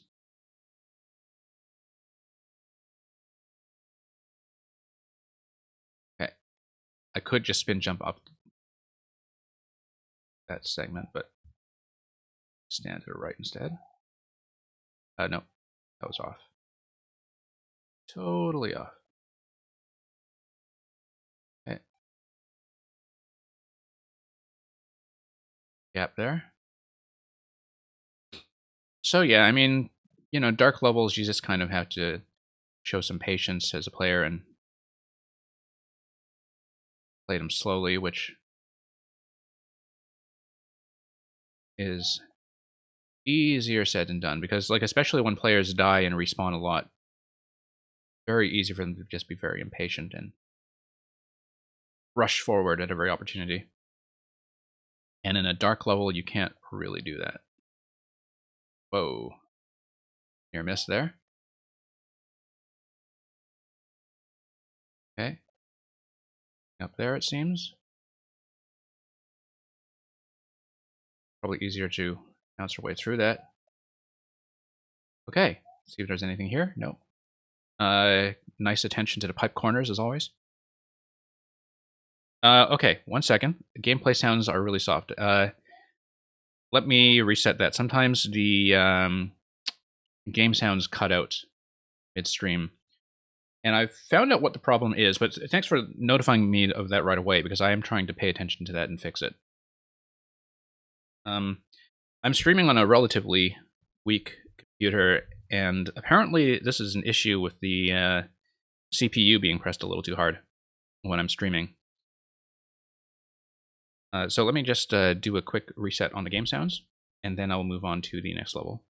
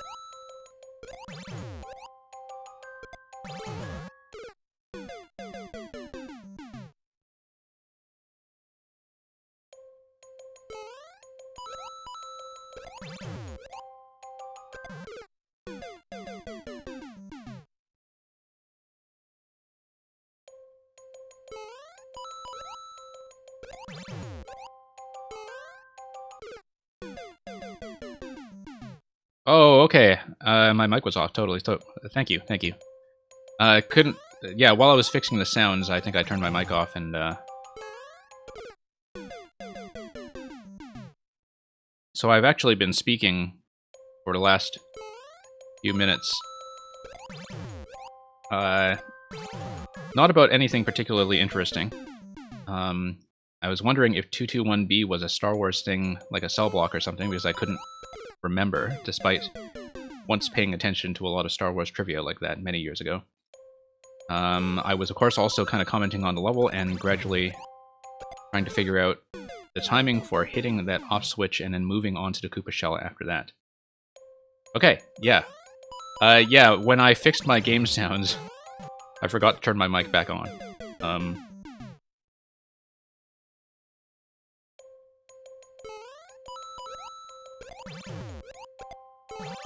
Okay.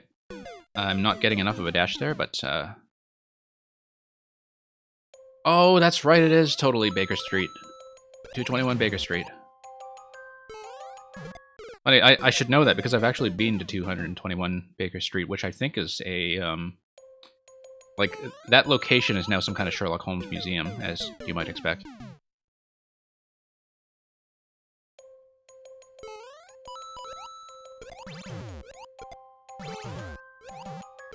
Okay, so I bounce, and I follow the arrow, I get up on the higher blocks, and then I see what happens.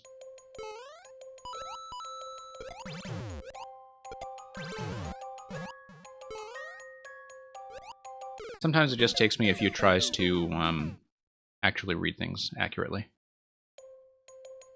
They're signaled well enough, is that the level just moves very quickly. So...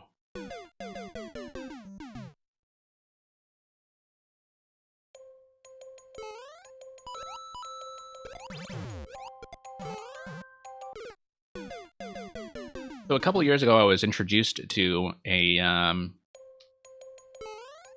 series of adaptations of Sherlock Holmes that were made in the Soviet Union in the 1980s, and it's actually a really good version of Sherlock Holmes. But I think it was filmed in Ukraine, like it was filmed in Kiev or something, standing in for London. So the London in the Soviet Sherlock Holmes has this very European look to it. But it's a really great series.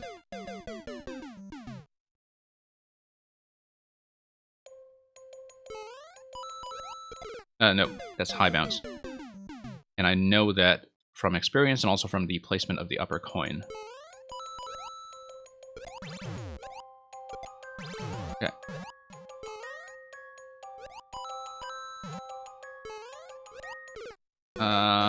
Maybe I'm doing that prematurely? Because it looks like there's another bounce indicator up high.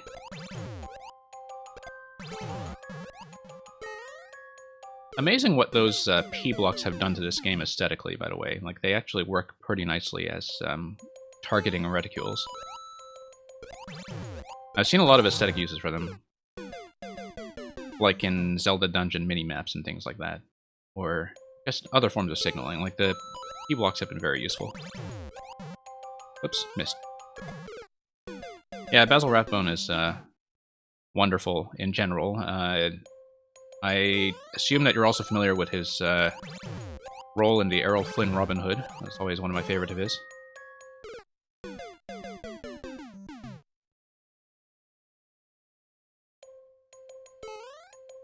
Actually, the Errol Flynn Robin Hood just has such a dream cast. In general, I missed a switch. It's got Errol Flynn, it's got Rathbone, it's got Olivia de Havilland, who is still alive. She was the same age as Kirk Douglas, I think, or slightly older. And Kirk Douglas, of course, just passed away. That's too early. I think I need to hang around a little bit longer on the red blocks. And it has Claude Rains, who is always fantastic.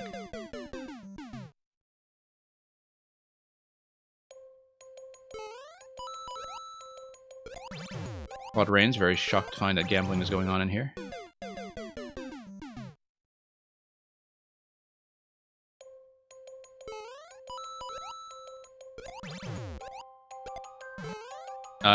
Okay. Missed the switch. Thank you for the follow.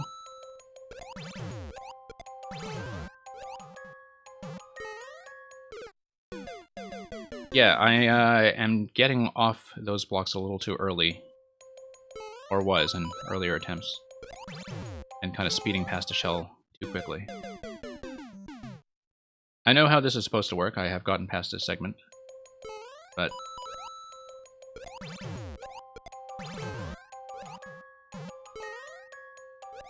yeah, way too early.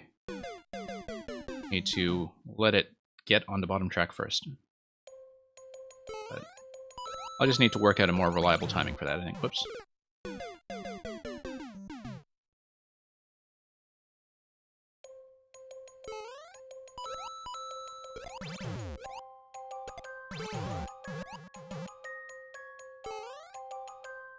Okay, that's too late.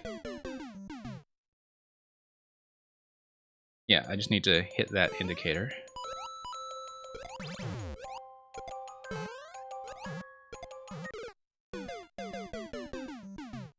Well, that looked very fancy, but it didn't get me anywhere.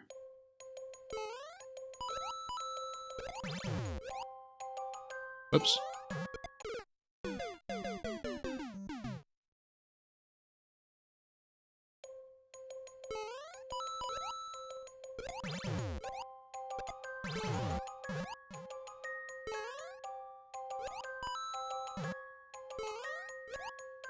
Okay.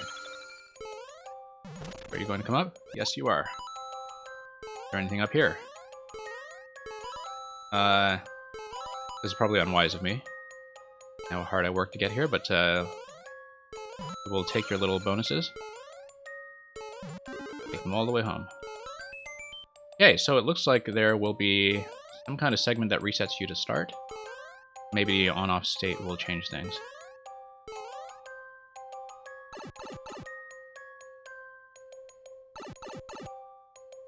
Okay, so... grab the checkpoint, and I guess we need to bounce on a shell, hit the on-off switch. The shell will drop onto the conveyor and change directions and do something interesting. Oh, yeah, that's something interesting. And I missed it. I see how that is supposed to work. Wait. Why did I hesitate there? That was a bad idea. I should just die, actually, and reset at the checkpoint. Oh, okay, so that's the reset. Actually kind of nice to have that be a reset rather than a death. That is surprisingly well thought out. In terms of being fair to the people who have hit a checkpoint, and also being fair to the people who have not hit the checkpoint. So, oh, too early. I see, so that'll be another double deflection where you need to hit that on-off switch. I guess the camera... oh no, on-off switch to the left, okay. As indicated over there. So, yeah, bounce up, bounce again, and that's a fairly generous amount of room to launch that shell.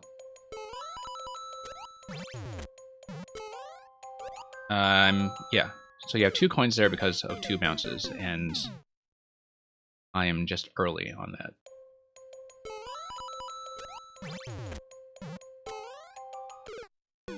And now I'm late.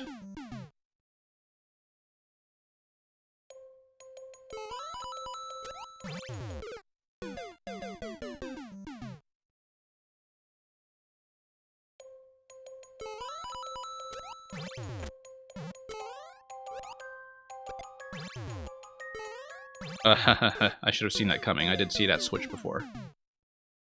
It's just still reading the level. But yeah, actually, the shell deflection here feels pretty generous. In terms of, missing the indicator, but still kind of grasping the concept well enough to do it. That time was not a good demonstration of that, but basically you can afford to be a little imprecise about the indicator, but if you understand how this concept is supposed to work, you can still have a fair shot. So, actually does not feel as tight as it might look.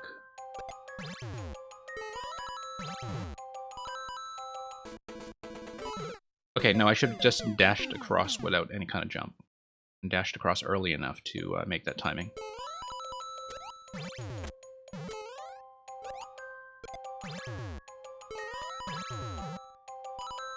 Spawn position on this spring feels pretty reliable, which is nice. Oh, this is cool. No. Late in reading this. Yeah, I just took too long to read the on-off switch. But that's a nice little escape sequence.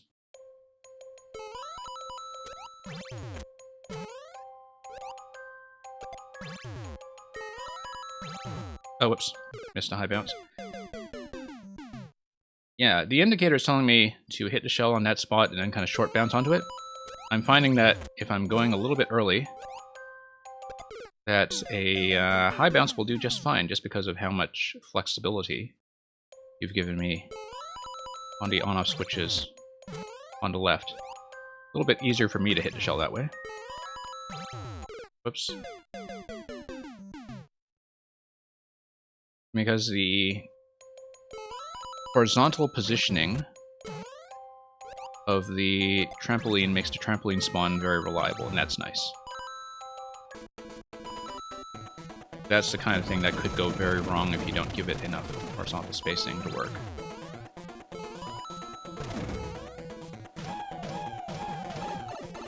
Woo woo woo woo. 8.2.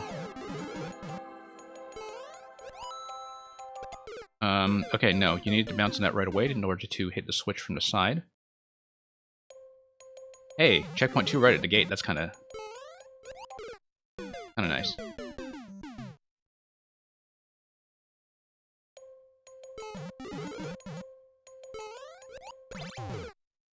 I assume that maybe space and entity limit issues were precluding you from making this much longer as a segment, but the escape sequence just now already felt like a pretty nice finale, so it's nice to have checkpoint 2 plus a little bit of a tag here.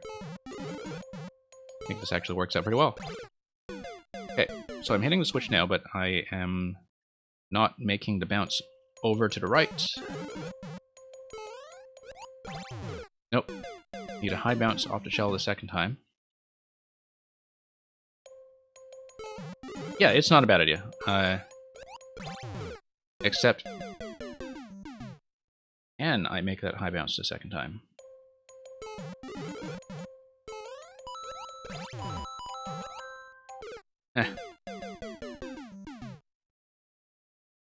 Pulling back a little too hard there for me.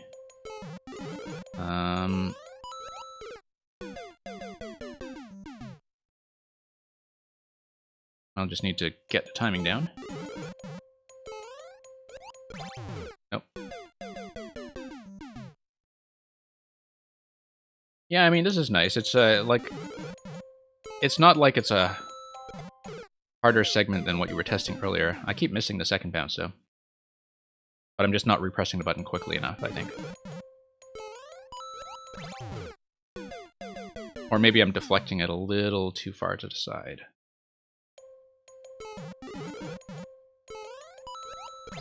Yeah, I'm coming in a little too far to the side. I should just bounce on that thing properly.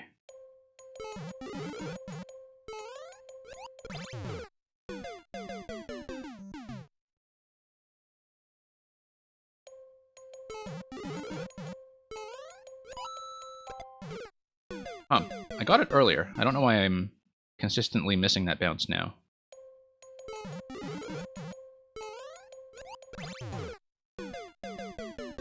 surprisingly tricky.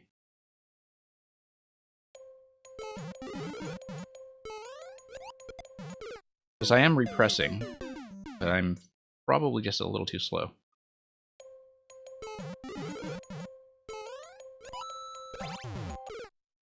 Yeah, got it now, but I can't afford to give myself quite that much height.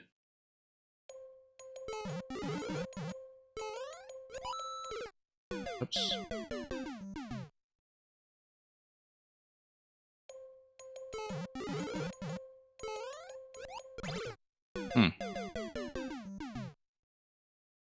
Yeah, very grateful for this checkpoint placement at this point.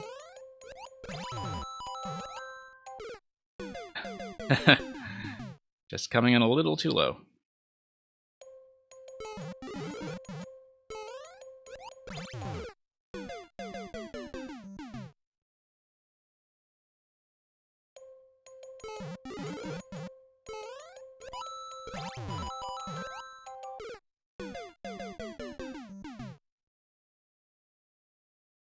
Could be a little miniature vignette level by itself. Almost. But I like how it kind of closes out the concept that you introduced at the very beginning, so it does feel like a very complete level that way.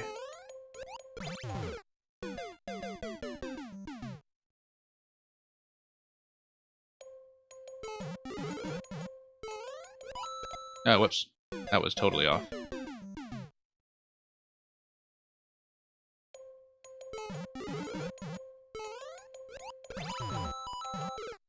Okay, I'm trying to hang a little bit further right now, but I'm clearly overcompensating. I think the thing about the kind of floaty physics of the night theme is that I have to kind of play it by ear instead of trusting my usual instincts about how far a bounce will take me.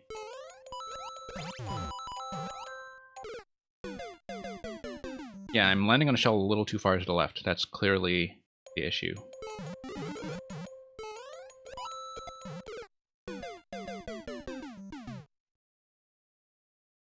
And maybe not getting enough height to begin with due to too much of a bounce the first time through. Okay, that's a little closer. We are improving, maybe.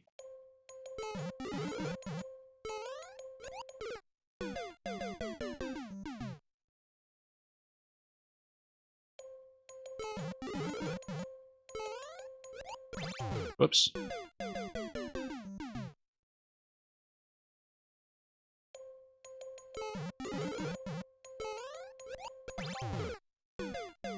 Yeah, higher bounce on a shell. Give you more airtime? Yeah. I'm beginning to see that.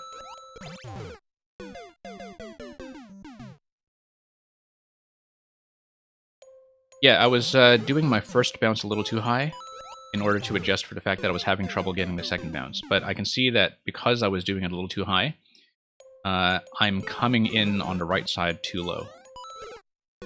Or too late. So that's actually precisely the adjustment I'm trying to make right now, is I'm trying to get the second bounce down quickly. You know, short bounce followed by long bounce. It's more that my repressing is a little bit too slow right now. As you can see there, I just missed it.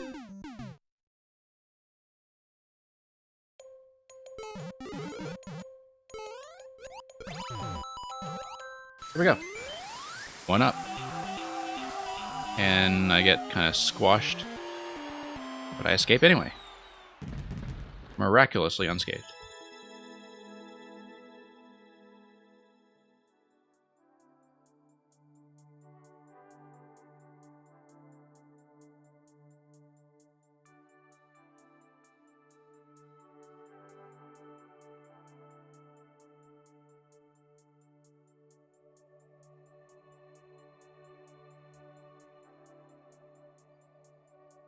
Okay, Redox will be next.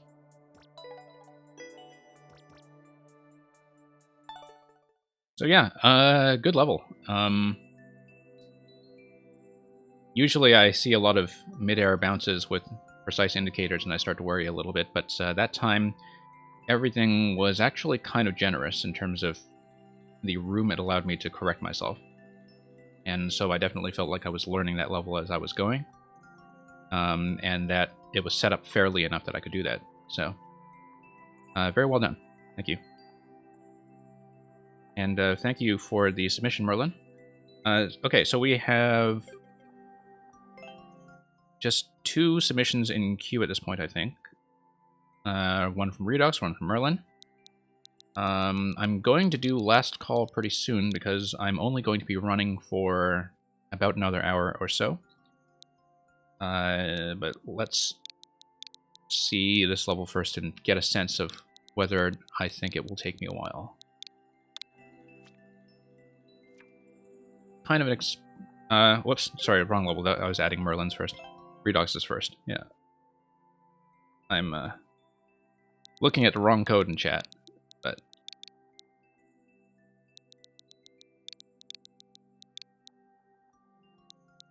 After you stare at enough of these things, they become a little bit jumbled.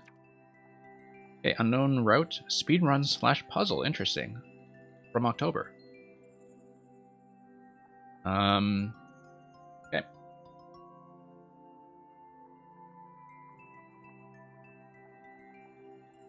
Yeah, because who on earth wants to go first in this viewer queue, right?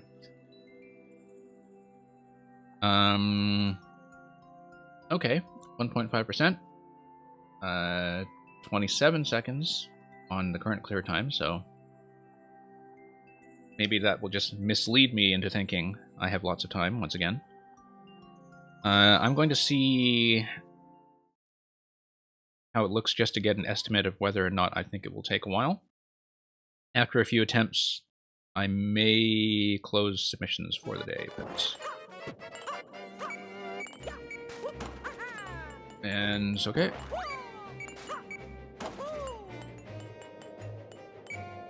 I'm too slow for sure. Yeah, I'm definitely far too slow. So I see that this is going to be mostly about finding a fast route.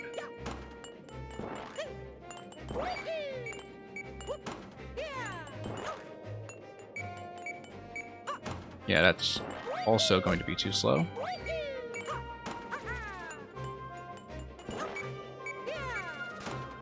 Okay. I mean, I guess part of this, though, is that it looks like in some cases that an optimal path might just be way off camera, right?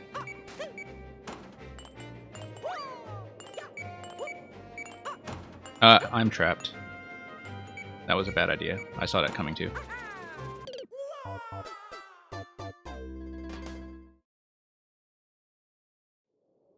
I feel like there are definitely ways to, you know, if you studied the preview screen or something.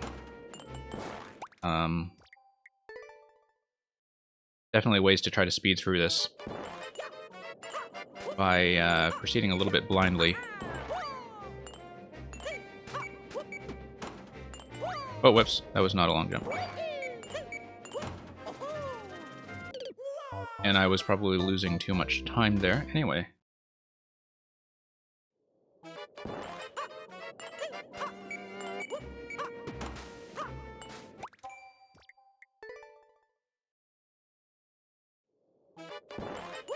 Yeah, this is a neat concept, actually, because the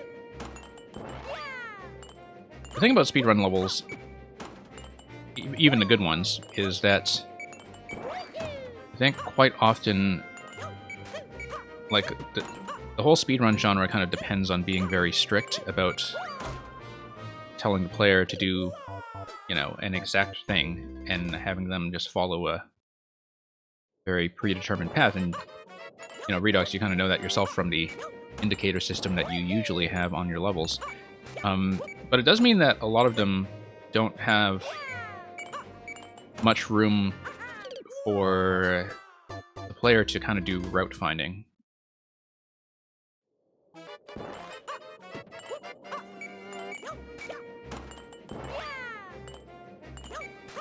Which is, I think, part of why, like, I've really been enjoying the Nintendo Ninja speedrun levels. And because the time limits on them are actually very generous. but they have lots of room for kind of exploring and finding your own path. Like, they feel very, very, not quite non-linear, but, you know, they have this great sense of freedom to them. I've been trapped. Okay, let's just kind of explore a little bit further and see what's going on. I think I'll need to just kind of take the top route, head to that long blue box on the top right that we've hit once before.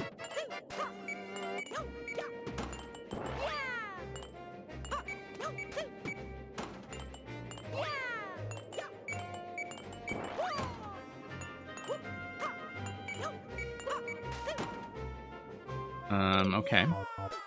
I feel like I haven't quite figured out how to navigate that segment yet, but we'll just have to run into it a few times. Whoops.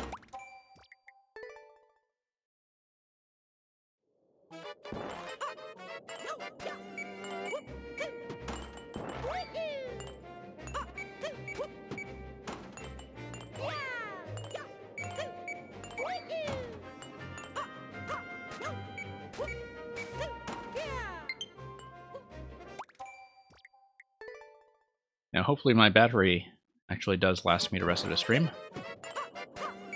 Have to remember to plug in this controller afterwards. Oh, whoops.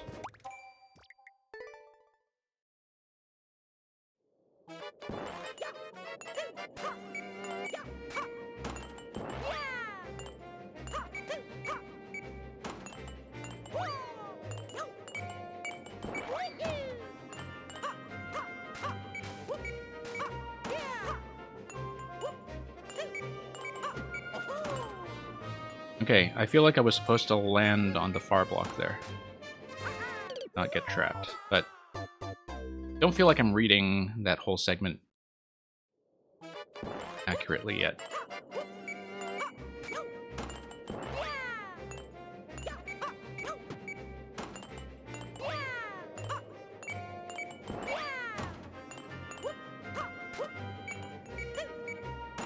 Oh, no. But I kind of feel like going up the right in this part of the level is probably the right way to do it.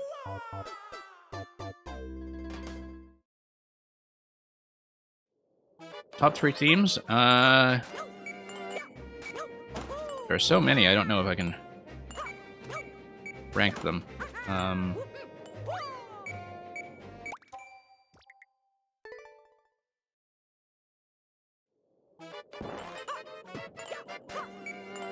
But yeah, I think Super Mario World Desert really nailed it. In terms of being an original theme that feels like a pretty organic part of the game. I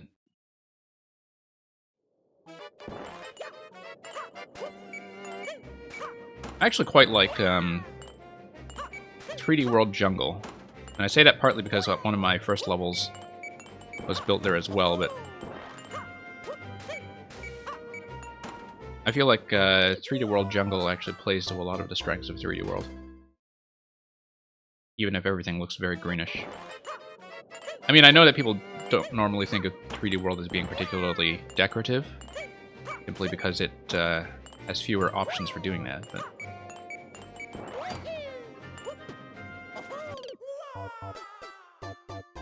But yeah, most of the Super Mario World themes look very pretty. I've seen some makers really kind of master the art of making SMB1 look extremely decorative. Like, I've played some people and subscribed to some people who are the sort of SMB1 aesthetic specialists who have just kind of gotten that theme down to a science.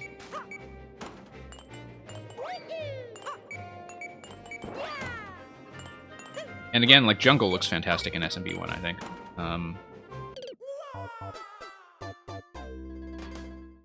The kind of pipeline theme in SMB3 Jungle is very unique. It's actually kind of nice how they differentiated it. But of course, they differentiated it in a way that feels distinctly like a throwback to SMB3, so... Okay, I still don't understand how this segment works yet. Let's try to figure this out.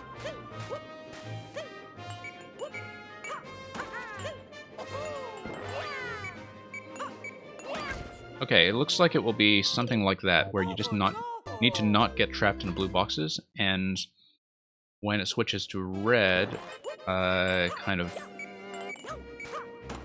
move across like that. Okay. Whoops. I do not need a long jump there.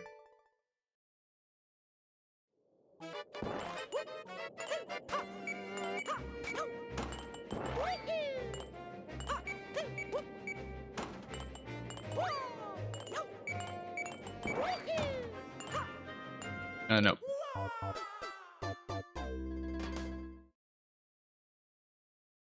Some of this, when I figure out a path, I need to do by memory, but...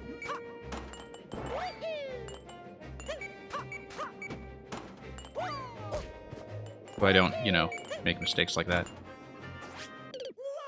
But yeah, I think part of the issue here is that once I've figured out a method, sometimes I don't always remember what it is I'm doing. But it feels very reliable once you do execute a path that feels right. Like, when I execute all this correctly, everything up to that blue wall jump segment I was trying earlier feels correct in terms of flow. Like, everything up to here. From here, I feel like I start running into problems. Probably because I'm not making it up to red quickly enough. I feel like I'm quite a ways from the end still, huh?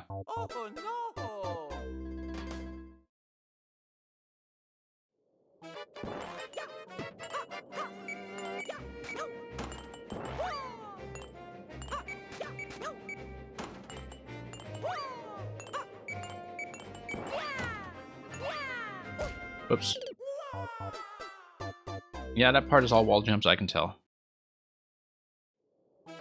I just haven't figured out a timing that flows yet.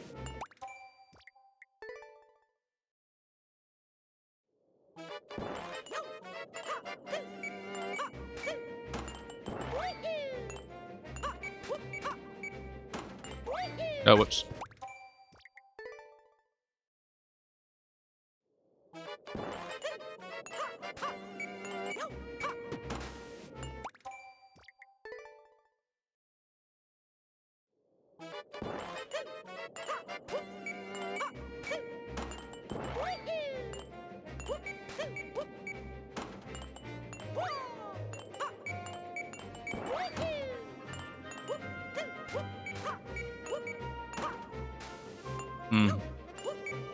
Losing way too much time there.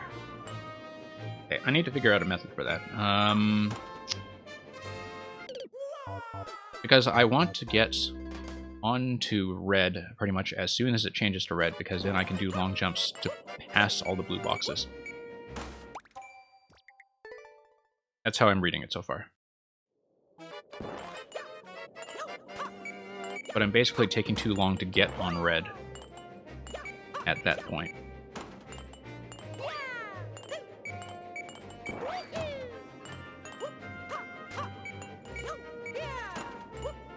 Okay, that feels slightly better. I feel like at that point we can drop... I'm going to try that method a few times. I'm going to practice that timing and see if it gets me a little further.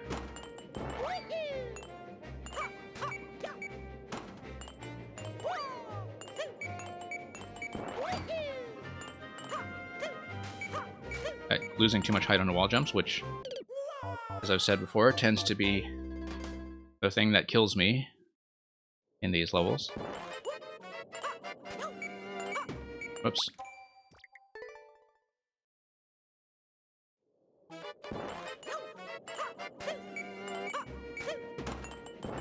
No.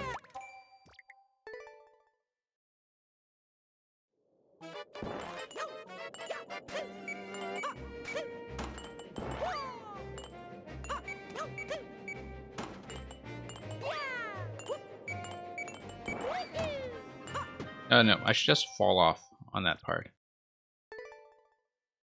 I shouldn't be jumping there at all. I should be falling into the lower block.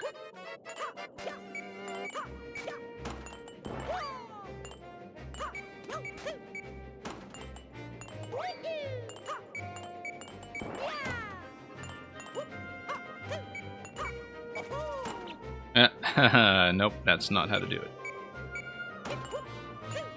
Should have been doing a wall jump to get up here. In fact, I should have been doing a wall jump up on this one, and to get up here as soon as I can.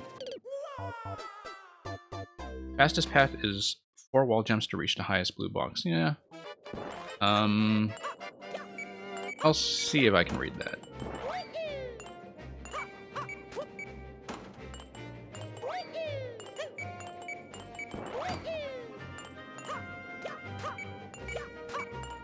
Oops. I probably wanted to jump to the left there. Bounce towards the right.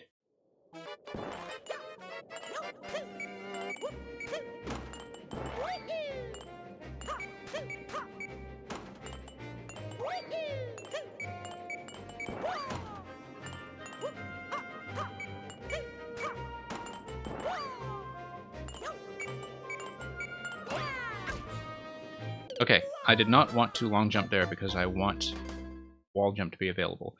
But it looks like I'm finally getting a timing that allows me to get on red on that segment that was giving me trouble as soon as I wanted to, so. I feel like that's been a minor breakthrough.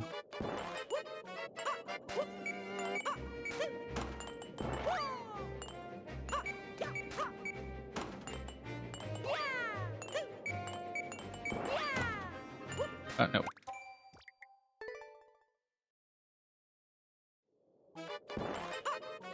Whoops. Okay, just gonna give my hands rest for just a moment while I check some things on this stream. Okay.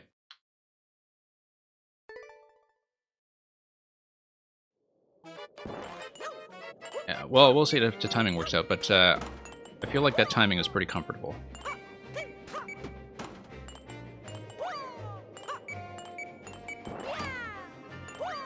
I mean, it's nice with levels like this when multiple methods actually work.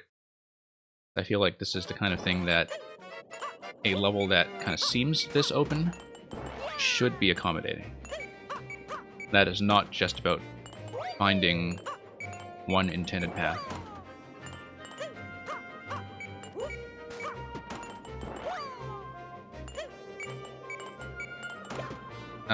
Okay. I'll need to drop into the lower block and then wall jump up. Hey Kamikaze and Gistic. Just so you know, I'm going to be closing up in under an hour, so I don't have much room for more submissions. I was going to close up earlier, but we actually have a bit of a short queue, so... yeah, 4 solutions for that part. So anyway, so yeah, I'll actually be running for maybe about another 45 minutes. The level after this I know is from Merlin, and those tend to be short. So Gistic, we'll get to yours after that. Sleepers Creepers. Kamikaze, if you have anything... I'm going to do last call now, so any further submissions that people have, please put them in now, and I will try to get to all of them. But like I said, I'm going to be done within the next hour, so it might be a bit tight. If there are no further submissions, I will be closing the queue at this point.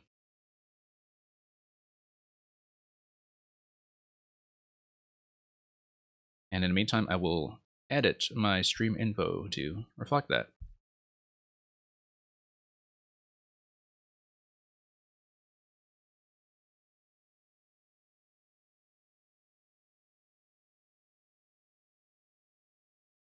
Okay, thank you for Super Kamikaze 3D World. I hope I'm able to get to it. I usually try to get through everybody in queue, but I was a little bit late in hitting close today, so we'll see if we can do it. We'll also see if my controller battery cooperates with me for long enough, because it has been shouting at me all day.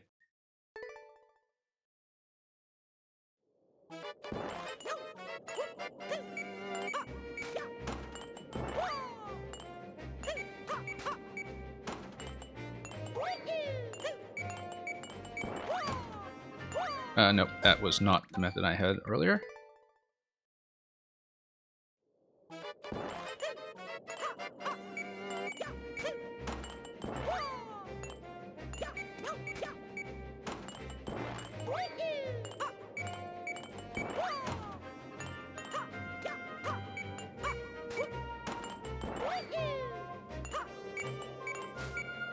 Okay, no, I'm dropping a little too early. I should be going one block further, and then dropping. Slip, slip, slip.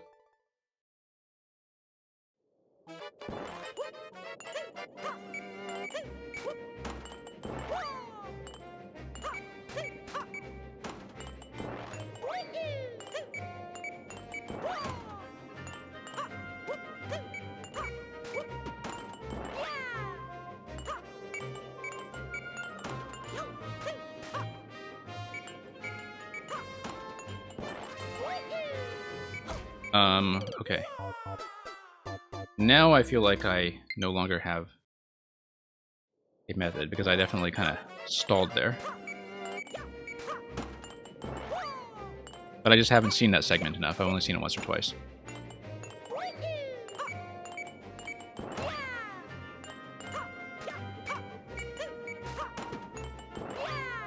We are at least getting to it somewhat reliably now. Oh, it's a long jump. Okay. I think I can make a long jump over to that blue block here. I don't know if that helps me, though, because I would just need to get back on the red block anyway after the beep.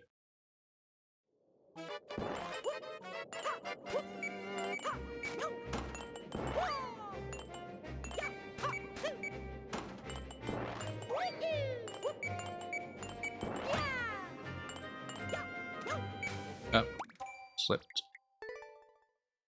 Hi, No.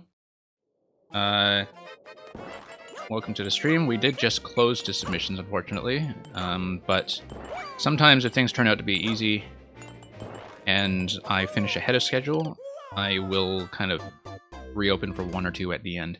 It's not likely to happen today simply because I think I'm already a bit tight on time for the remaining levels.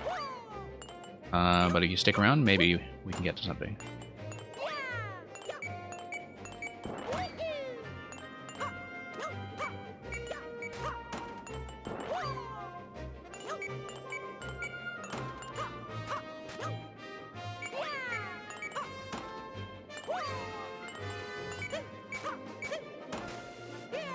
Oh, you gotta be kidding.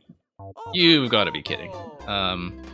Okay, we've got a method down for everything up to there, at least. I just flubbed the ending. It was the first time we've even seen the flag, so I had to take a moment to read what was going on.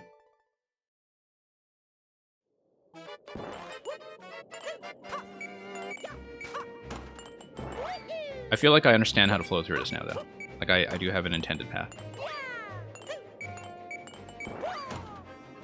No, that's not the intended path.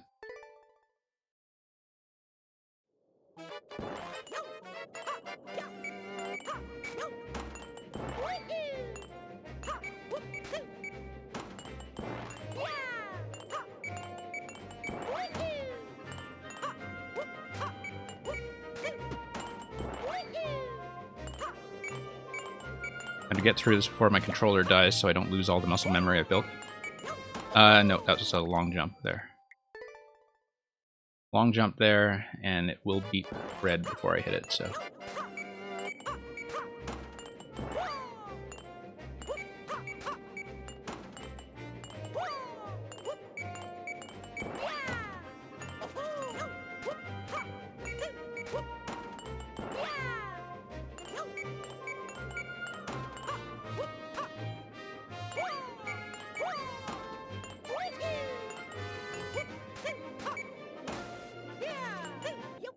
Okay.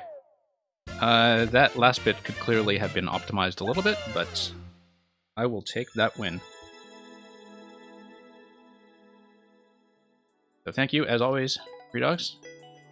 Yeah, definitely a kind of unconventional concept, but the fact that there is enough flexibility in routing for somebody to finish 2 whole seconds ahead of me, and for there to be multiple solutions in that segment in the middle, I think is a Very good sign for a level like this, that people can find various approaches to it and not feel like they're breaking it, but actually just kind of discovering the level on their own. So, very well done. Oh, Frosty, you're back. Frosty, I think we did have to remove you earlier because you were gone for quite a few levels when it was your turn. And we have closed up for now, but if you stick around and I get through the remaining levels quickly, maybe we can still squeeze yours in. But you missed a couple of calls earlier, so I did have to bump you back. And this is a good time for me to switch to Joy-Cons, so apologies to those of you remaining in queue if I suddenly seem like a terrible player. But we will be switching controllers.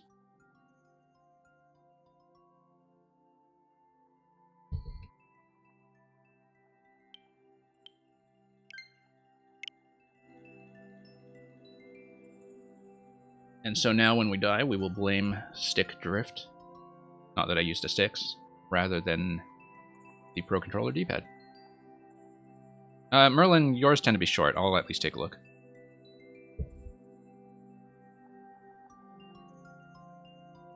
And you are in queue, and you've stuck around all this time, so I will get through to queue.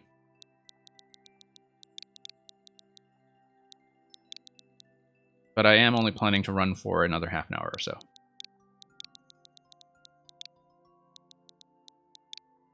I did have to start a little bit late today due to technical issues, but as those of you returning know, this Wednesday slot has become a bit of a regular slot for viewer levels, so... and I'm hopefully adding more regularly scheduled streams through the week. I just haven't quite nailed down the days that work best yet, but this is definitely now a regular viewer level slot. As usual, if you like exploring, you can find some coins and lives on your way. Let's take a look.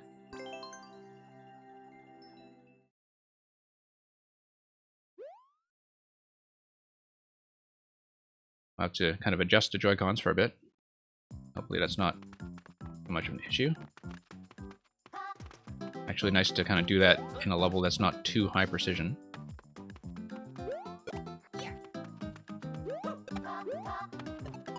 Whoa.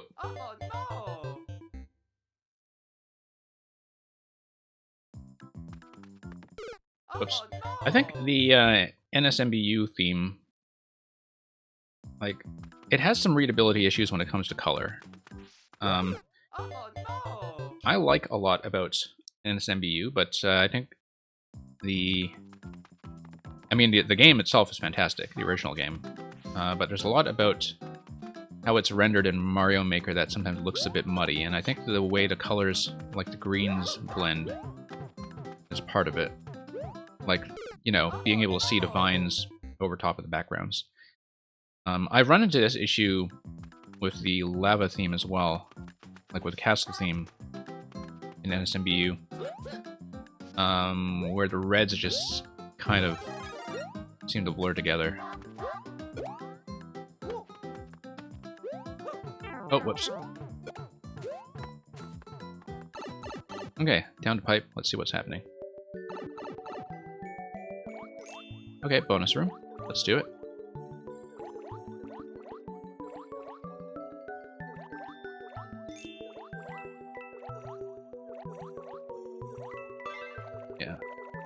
Yeah, original NSMBU rather looks significantly prettier than Mario Maker NSMB, and kind of too bad. I think it does have a bit of a muddy reputation in this game. Yeah, the thing about the Cheep Cheep there is that you only really get one shot at it, I think. So if this is the intended path, and it may or may not be... Oh no, that's just a 1-up, okay. Then what? Oh, pipe. Yeah, of course. 1-up spot there to the left. I'll pass on that one for now. Does this connect to something? I guess it does. You see some tracks on the right. Another exit pipe. Guess it follows a bit of that SMB3 subworld logic, where the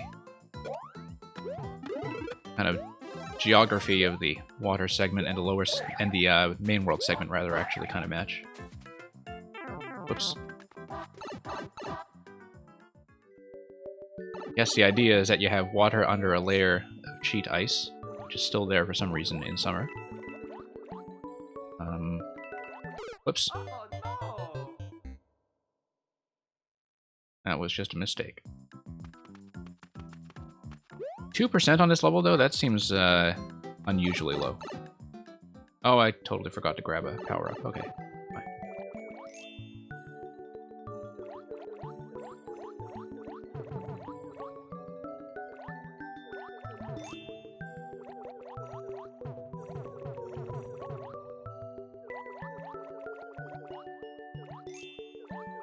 Sure, let's make a run at it.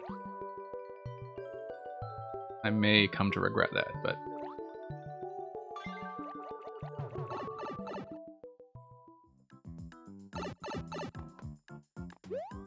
yeah, like boxes of water that are just dangling in midair, then that would put us one step closer towards recreating Champion's Road in 3D World. Okay, I see a track here, like a track is supposed to drop on it or something and give you access to the pipe, but... maybe that's just some kind of exit. Yeah. My precision feels a bit off, because I am still kind of adjusting the Joy-Cons, but... let's do this again and not complain too much about it.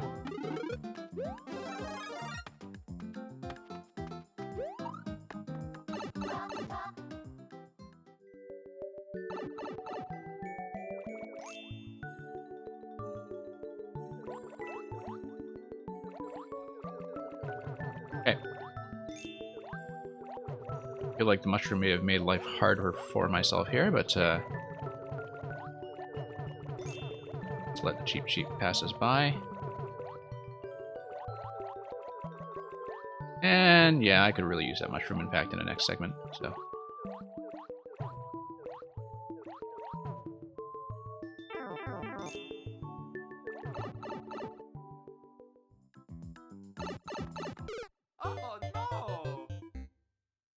I mean, I use the Joy-Cons often enough when I'm just making levels, because I make levels entirely with a stylus. I haven't actually finished anything in months, but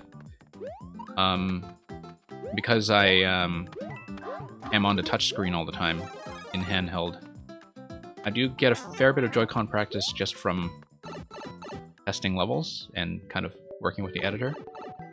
But it's true that for anything high precision, I just don't have any kind of platforming muscle memory with the Joy-Con D-pad, or D-buttons, as it were.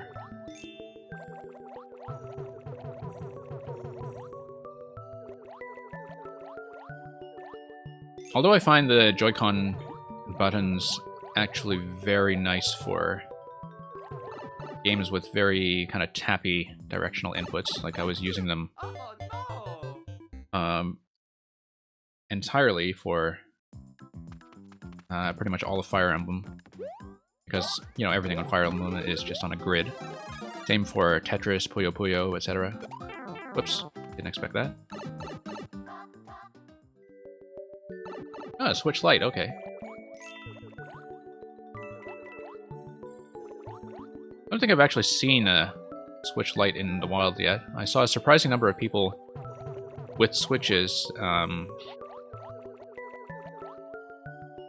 you know, on public transportation and such, but...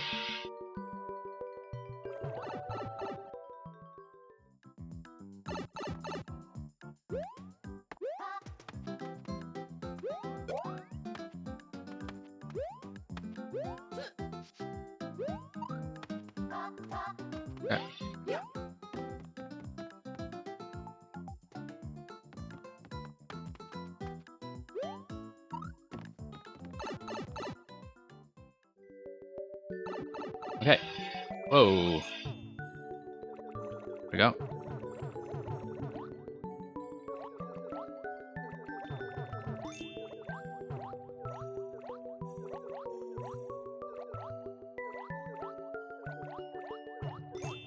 Yeah, I think if there's only one thing that can be tricky about this level is that some of the spike placements can be pretty hard to read. I should have just dropped in slowly between those two spikes, but...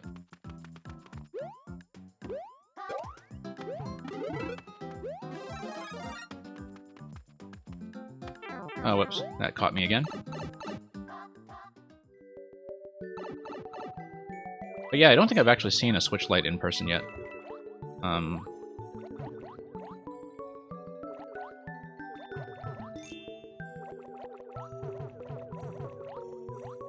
Whoops.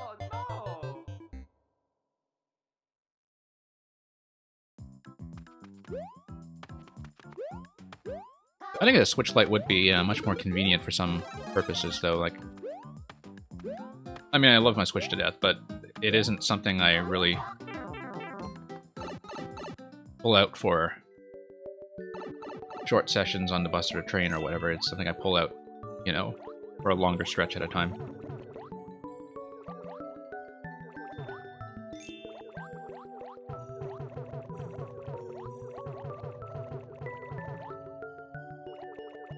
Okay, let's try to get through that platform again.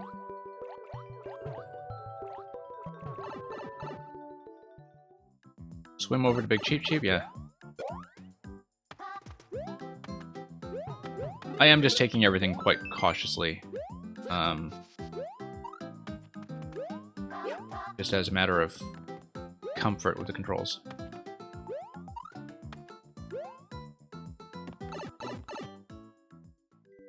Yeah, traditional but challenging is fine.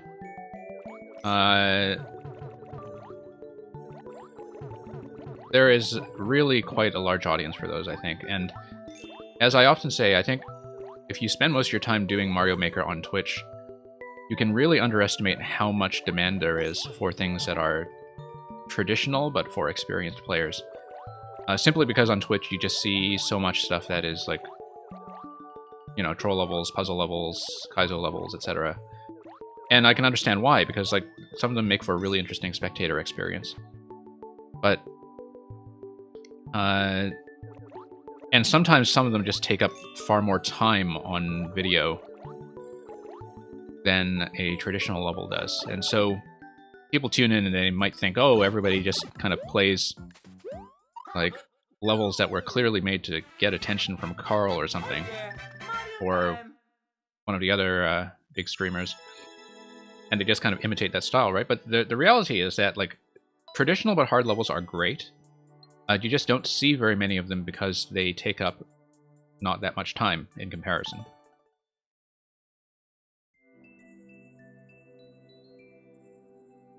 But yeah, I go on that rant a lot, so.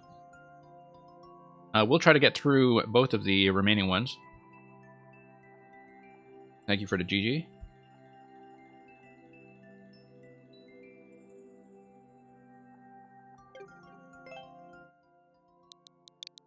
Shy.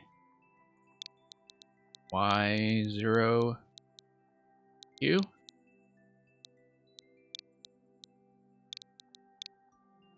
Yeah, Merlin, thank you for dropping by today. You can now proceed to wash yourself of this whole affair. Piranhas have infested the swamp and the princess wants you to cleanse it. Very new course with lots of plays already, so this looks like it's definitely been a hit. But wouldn't expect much less from a gold medalist maker. Well, always up for more 3D World.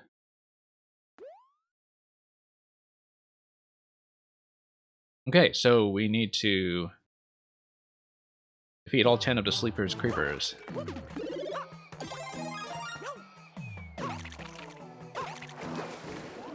Whoops. Totally didn't expect him to vanish that quickly.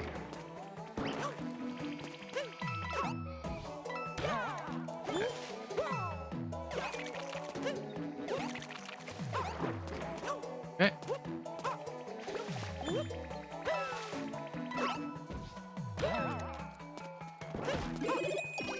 Yay, cat time.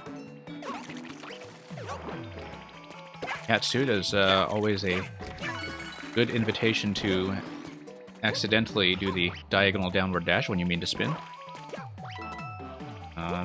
Actually, I love the catsuit. Played a lot of catsuit training levels early on in Mario Maker 2, you know, teach you how to cancel out of dives and do other tricks like that. Is there anything up here? Other than scrolling the camera? Nope, okay. Let's climb the wall.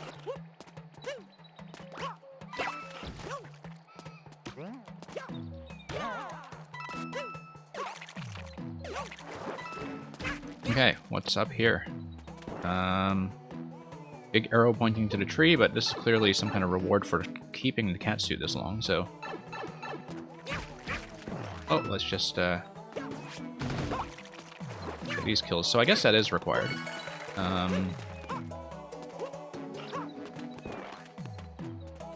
I mean, I guess you would want a respawn for the catsuit somewhere, because the issue is, okay, what if you take a hit here when you're doing one end and you haven't completed the other?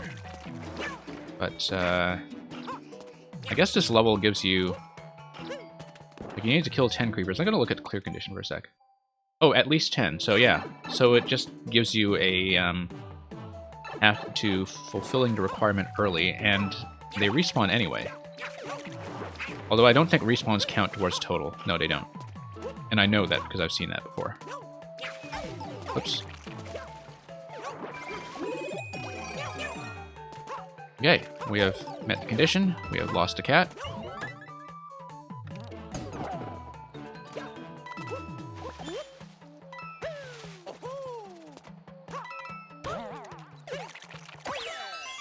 Yeah.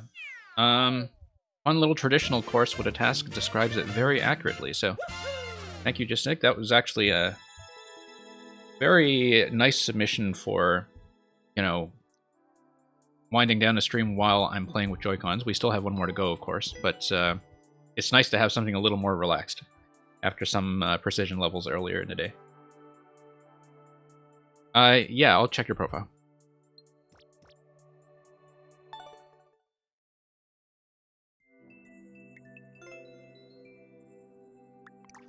Would be very glad to have you back for more, as always. I've played very few of yours. Little Bowser's Airship Armada, that's actually the only one I've played so far. I do remember this one, I remember it being quite nice. Oh, and I've played Boom Bomb as well. Oh, that one was a lot of fun. So yeah, lots to go, so I hope to see more submissions from you. I really look forward to getting through the rest.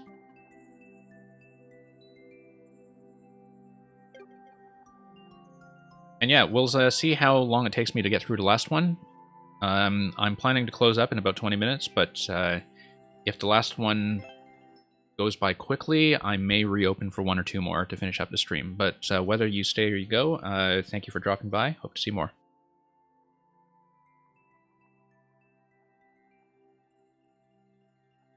Kamikaze, you will be our last one today. Maybe. The last one I try to guarantee.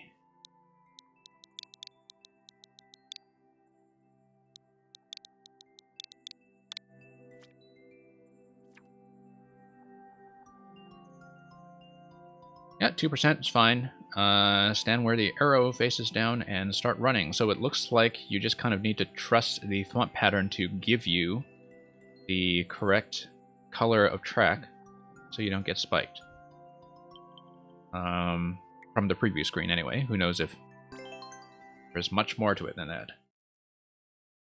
About 2 minutes long from the world record. Okay, Kamikaze time. Let's see what's in the tree.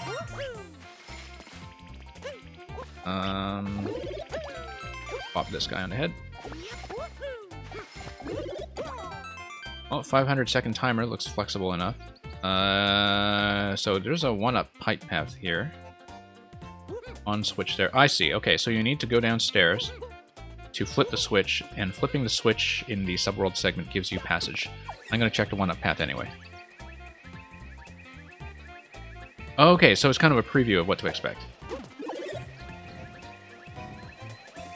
Nice. I actually kind of like the idea of a preview screen given that a lot of this stuff is going to feel like blindly trusting a level the first time. I can't believe I missed that one up.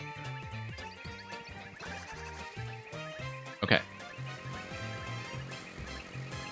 Oh, the car is a nice little touch. And, you know, the Koopa car is usually not that nice a touch, but here it's actually a nice little treat for people who have taken the time to look at the previous screen. Okay. I won't remember enough of what I saw there for it to really help me with the swamp segment in the actual level, but we have some crates. I feel like dropping a crate here might give me access to the door, or maybe not. No, that looks like a door that just drops to you because of the slope. So let's figure out how to hit that on-off. Whoops.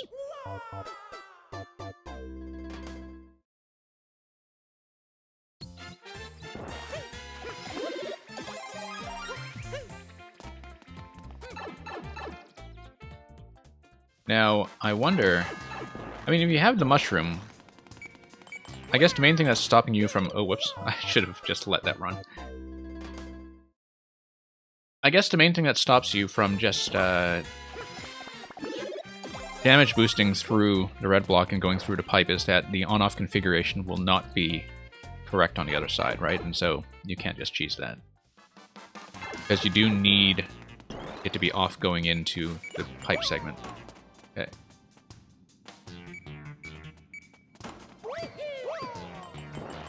I feel like long jump is actually not a good idea, just given the lack of height.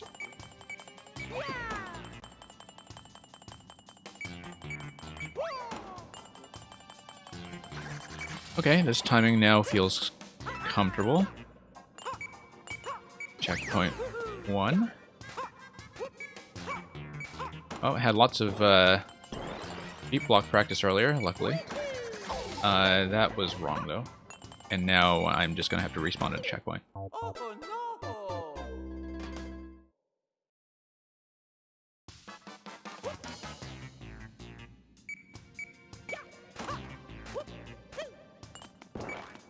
Oh, whoops. Oh, no. Could have obeyed that down arrow.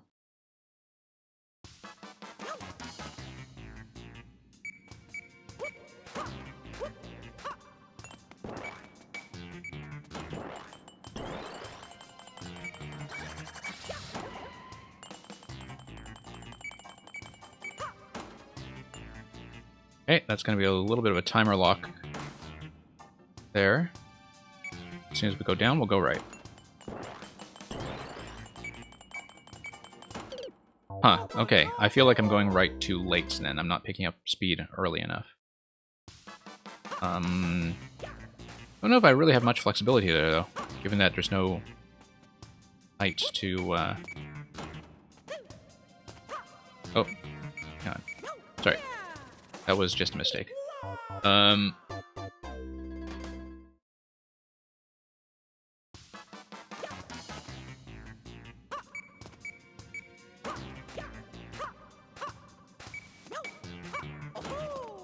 Okay, let's wait for the next pass. We have time.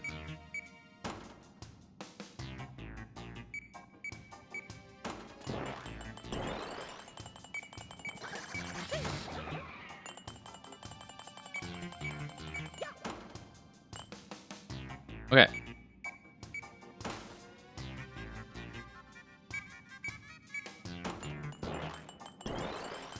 Hopefully enough time to make it across. Yeah, okay. I was just slightly late the last time. Now, which door? Top. And, oh. Wonder what that's for. Okay. Something needs a reset then. Something needs a reset. And we don't know what it is. Ah, the car. Okay. Do we need to trail this guy? Yeah. What? Go, go, go.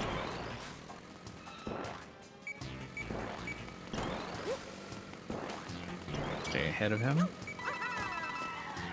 Oh.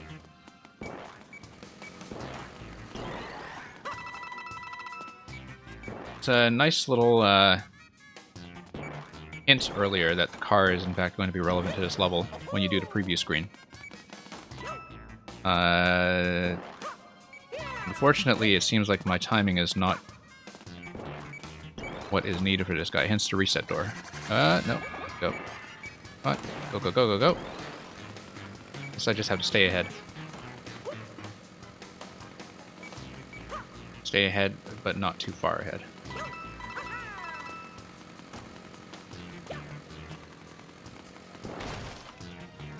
And make him bump this thing. Okay. And we are through.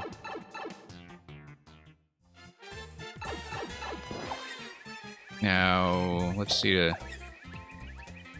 preview here, CP2, as I... Whoops. Oh, yeah, I should have just let that hit, because of course if you respawn with it in the on position. But you just kind of need to let that reset anyway, so... Okay.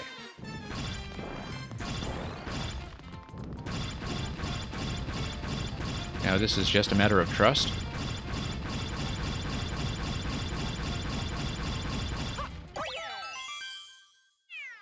Okay, very nice. Thank you for that submission.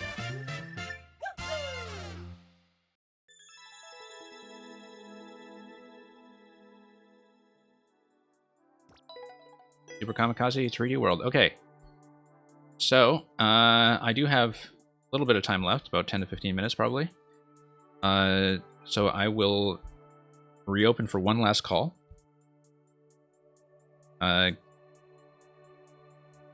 Realistically, I'll only be able to do 1 or 2, depending on difficulty. But get your codes in quickly if you have a second thing to send me, and I'm going to close up right away. This is really just going to be for the last level or 2. Okay, thank you, Justic. We'll do that one. Snowball Ridge. Oh, sorry, Kamikaze. Let me reopen that for you. You can tag that on the end. I can't guarantee I'll get to it, but tag it in anyway. Yeah, try that again. While I punch in Justic's code.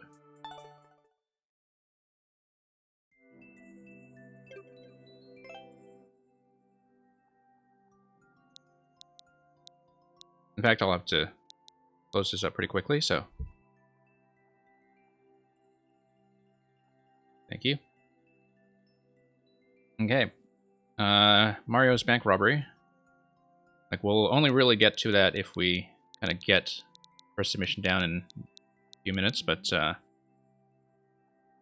I looking at the correct code here? Oh, no, I should hit next.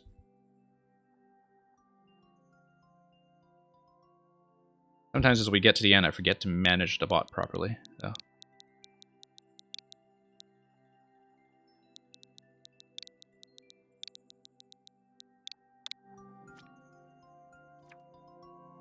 Okay, and this one seems fairly gentle as well, Snowball Ridge. Tossing snowballs is always fun, so have fun in this winter wonderland.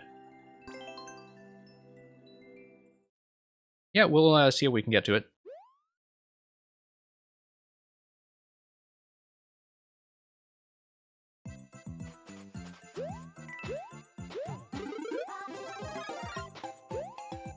And yeah, I probably should have picked up a snowball as instructed, but whoop. I was holding a snowball, so I fluffed the wall jump. And indeed could not wall jump, unless I let go. But now we know. Oh, that was just imprecise of me.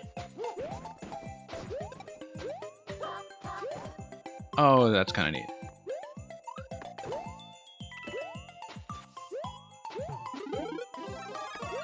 Yeah, it feels like that was a progressive power-up that gives you Fire Flower access to this. But we missed it, so...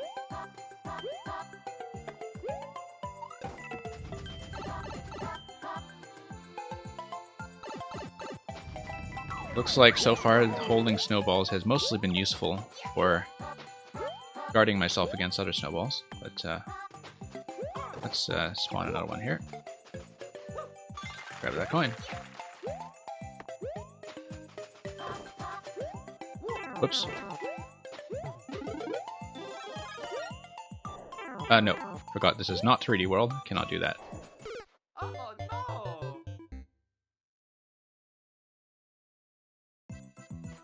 Fluffing the easy things. That's how you know I'm winding down for the day.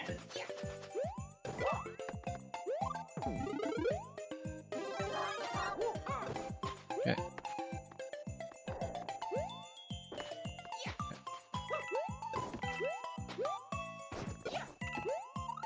Oh, there's another progressive fire flower spot.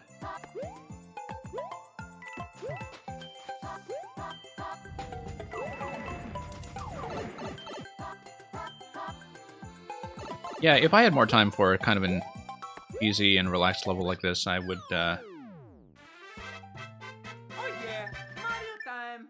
definitely try to give it another look for the fire flower route. In fact, I'll just give that one try quickly, since it's so quick.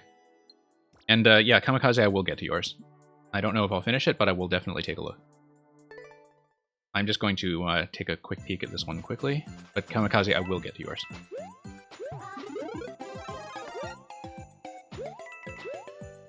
I want to see what the fire flower content is here.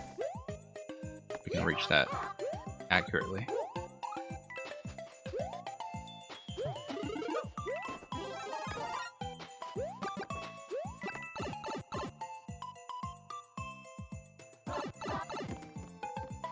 Yeah, you know, Kamikaze, in terms of rushing through levels, like, I primarily do viewer levels for kind of playtesting and to, you know, give people some video footage and give them a sense of how a player reads a level. Like, I'm not really in this to just clear things and get lots of clears and show off as a player, because I'm really not that good. But I like thinking about things from a maker's perspective, and I think as somebody who submits to viewer levels, like, I think maybe for makers that's more valuable. I mean, sometimes I know some makers just kind of want to see people fail at hard levels and be very impressed when they actually pass, but I like to run this as more of a kind of design-oriented stream. And I think some people actually do get value out of that, so... But yeah, I mean, I know a lot of traditional makers in particular, like, I know you put so much effort into coins and one-up placements that often don't really matter to the clear, right? And, you know, bonus rooms like this one. And I feel like, as a traditional maker, you know, it's always a little bit of a letdown when you see people just skip all the bonus content that you put in. So I like to at least take a look. Like, I'm not going to do 100% of the coins or anything, but I like to feel like I've seen the content.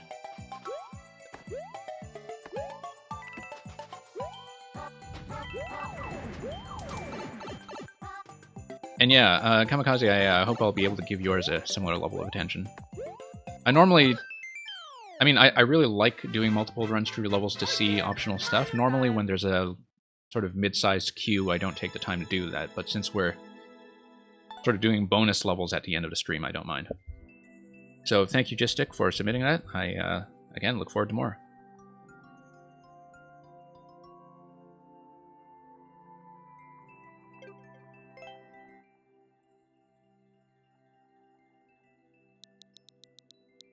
Hey, 89 A 5X EKF.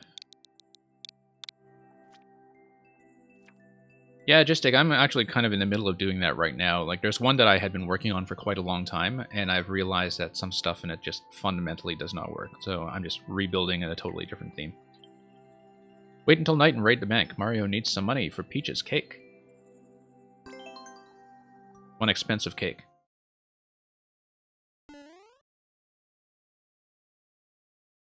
That Mario is willing to cement a criminal record in order to acquire that cake. Which may or may not be a lie. Okay, so we'll inspect the bank by broad daylight to case the joint. You see this very angry Goomba guard or bouncer up there.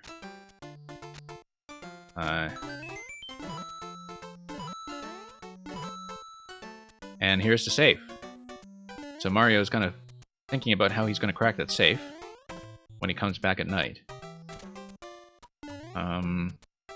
You know, probably with a P-switch or something, because that is, of course, such an illicit safe-cracking tool. I always love stuff like this, by the way. The, kind of, when you have a clear condition level, like, kind of seeing where the ending is going to be set up. So, it looks like you're going to go to sleep in a bed. I recognize that bed because, like, I've actually been trying to do a bit of a sleeping level myself, and I had a very similar pipe setup, but yours looks better, to be honest. So, the guard chomps are set up at night. The guard muncher is set up at night. So, we'll just need to head back over here, and... Oh, okay. So, we don't want to hit the moon yet. We want to hit the moon once we get back to the munchers. So, Mario is going to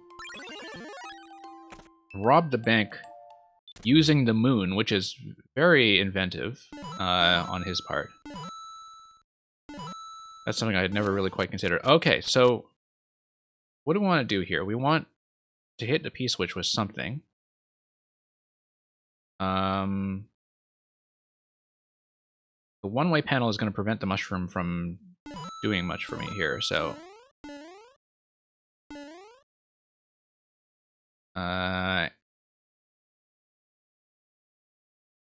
It looked like trying to get the mushroom to bounce might be part of this.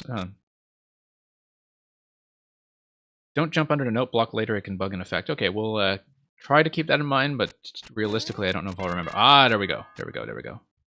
So I was technically supposed to collect that. So I guess the mole is an accomplice. You basically signal your accomplice to come up through the ground and tunnel through the bank at night.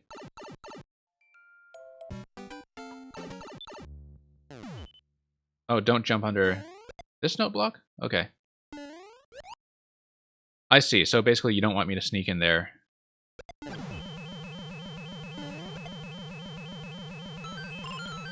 So that sets off the whole alarm system. You just trip that thing and waltz right in. And, oh, don't jump under this note block. Okay, I see.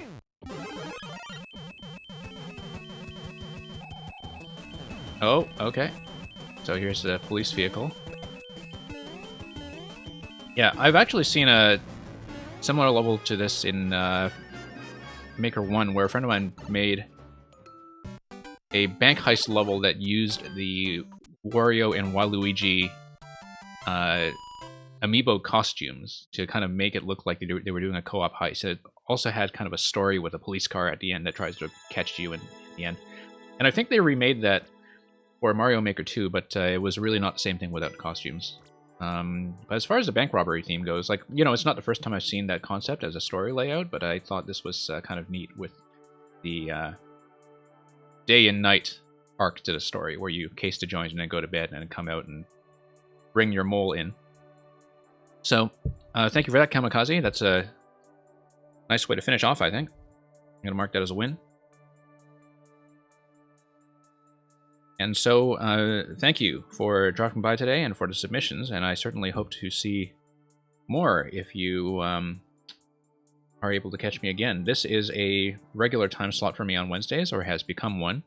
I'm trying to add more streams through the week, but I don't quite have a regular time for them yet, so thank you for the follow. I'm sure that will come in handy. The last thing is that I will see if there's anybody to raid. Not that we have much of a raid going, but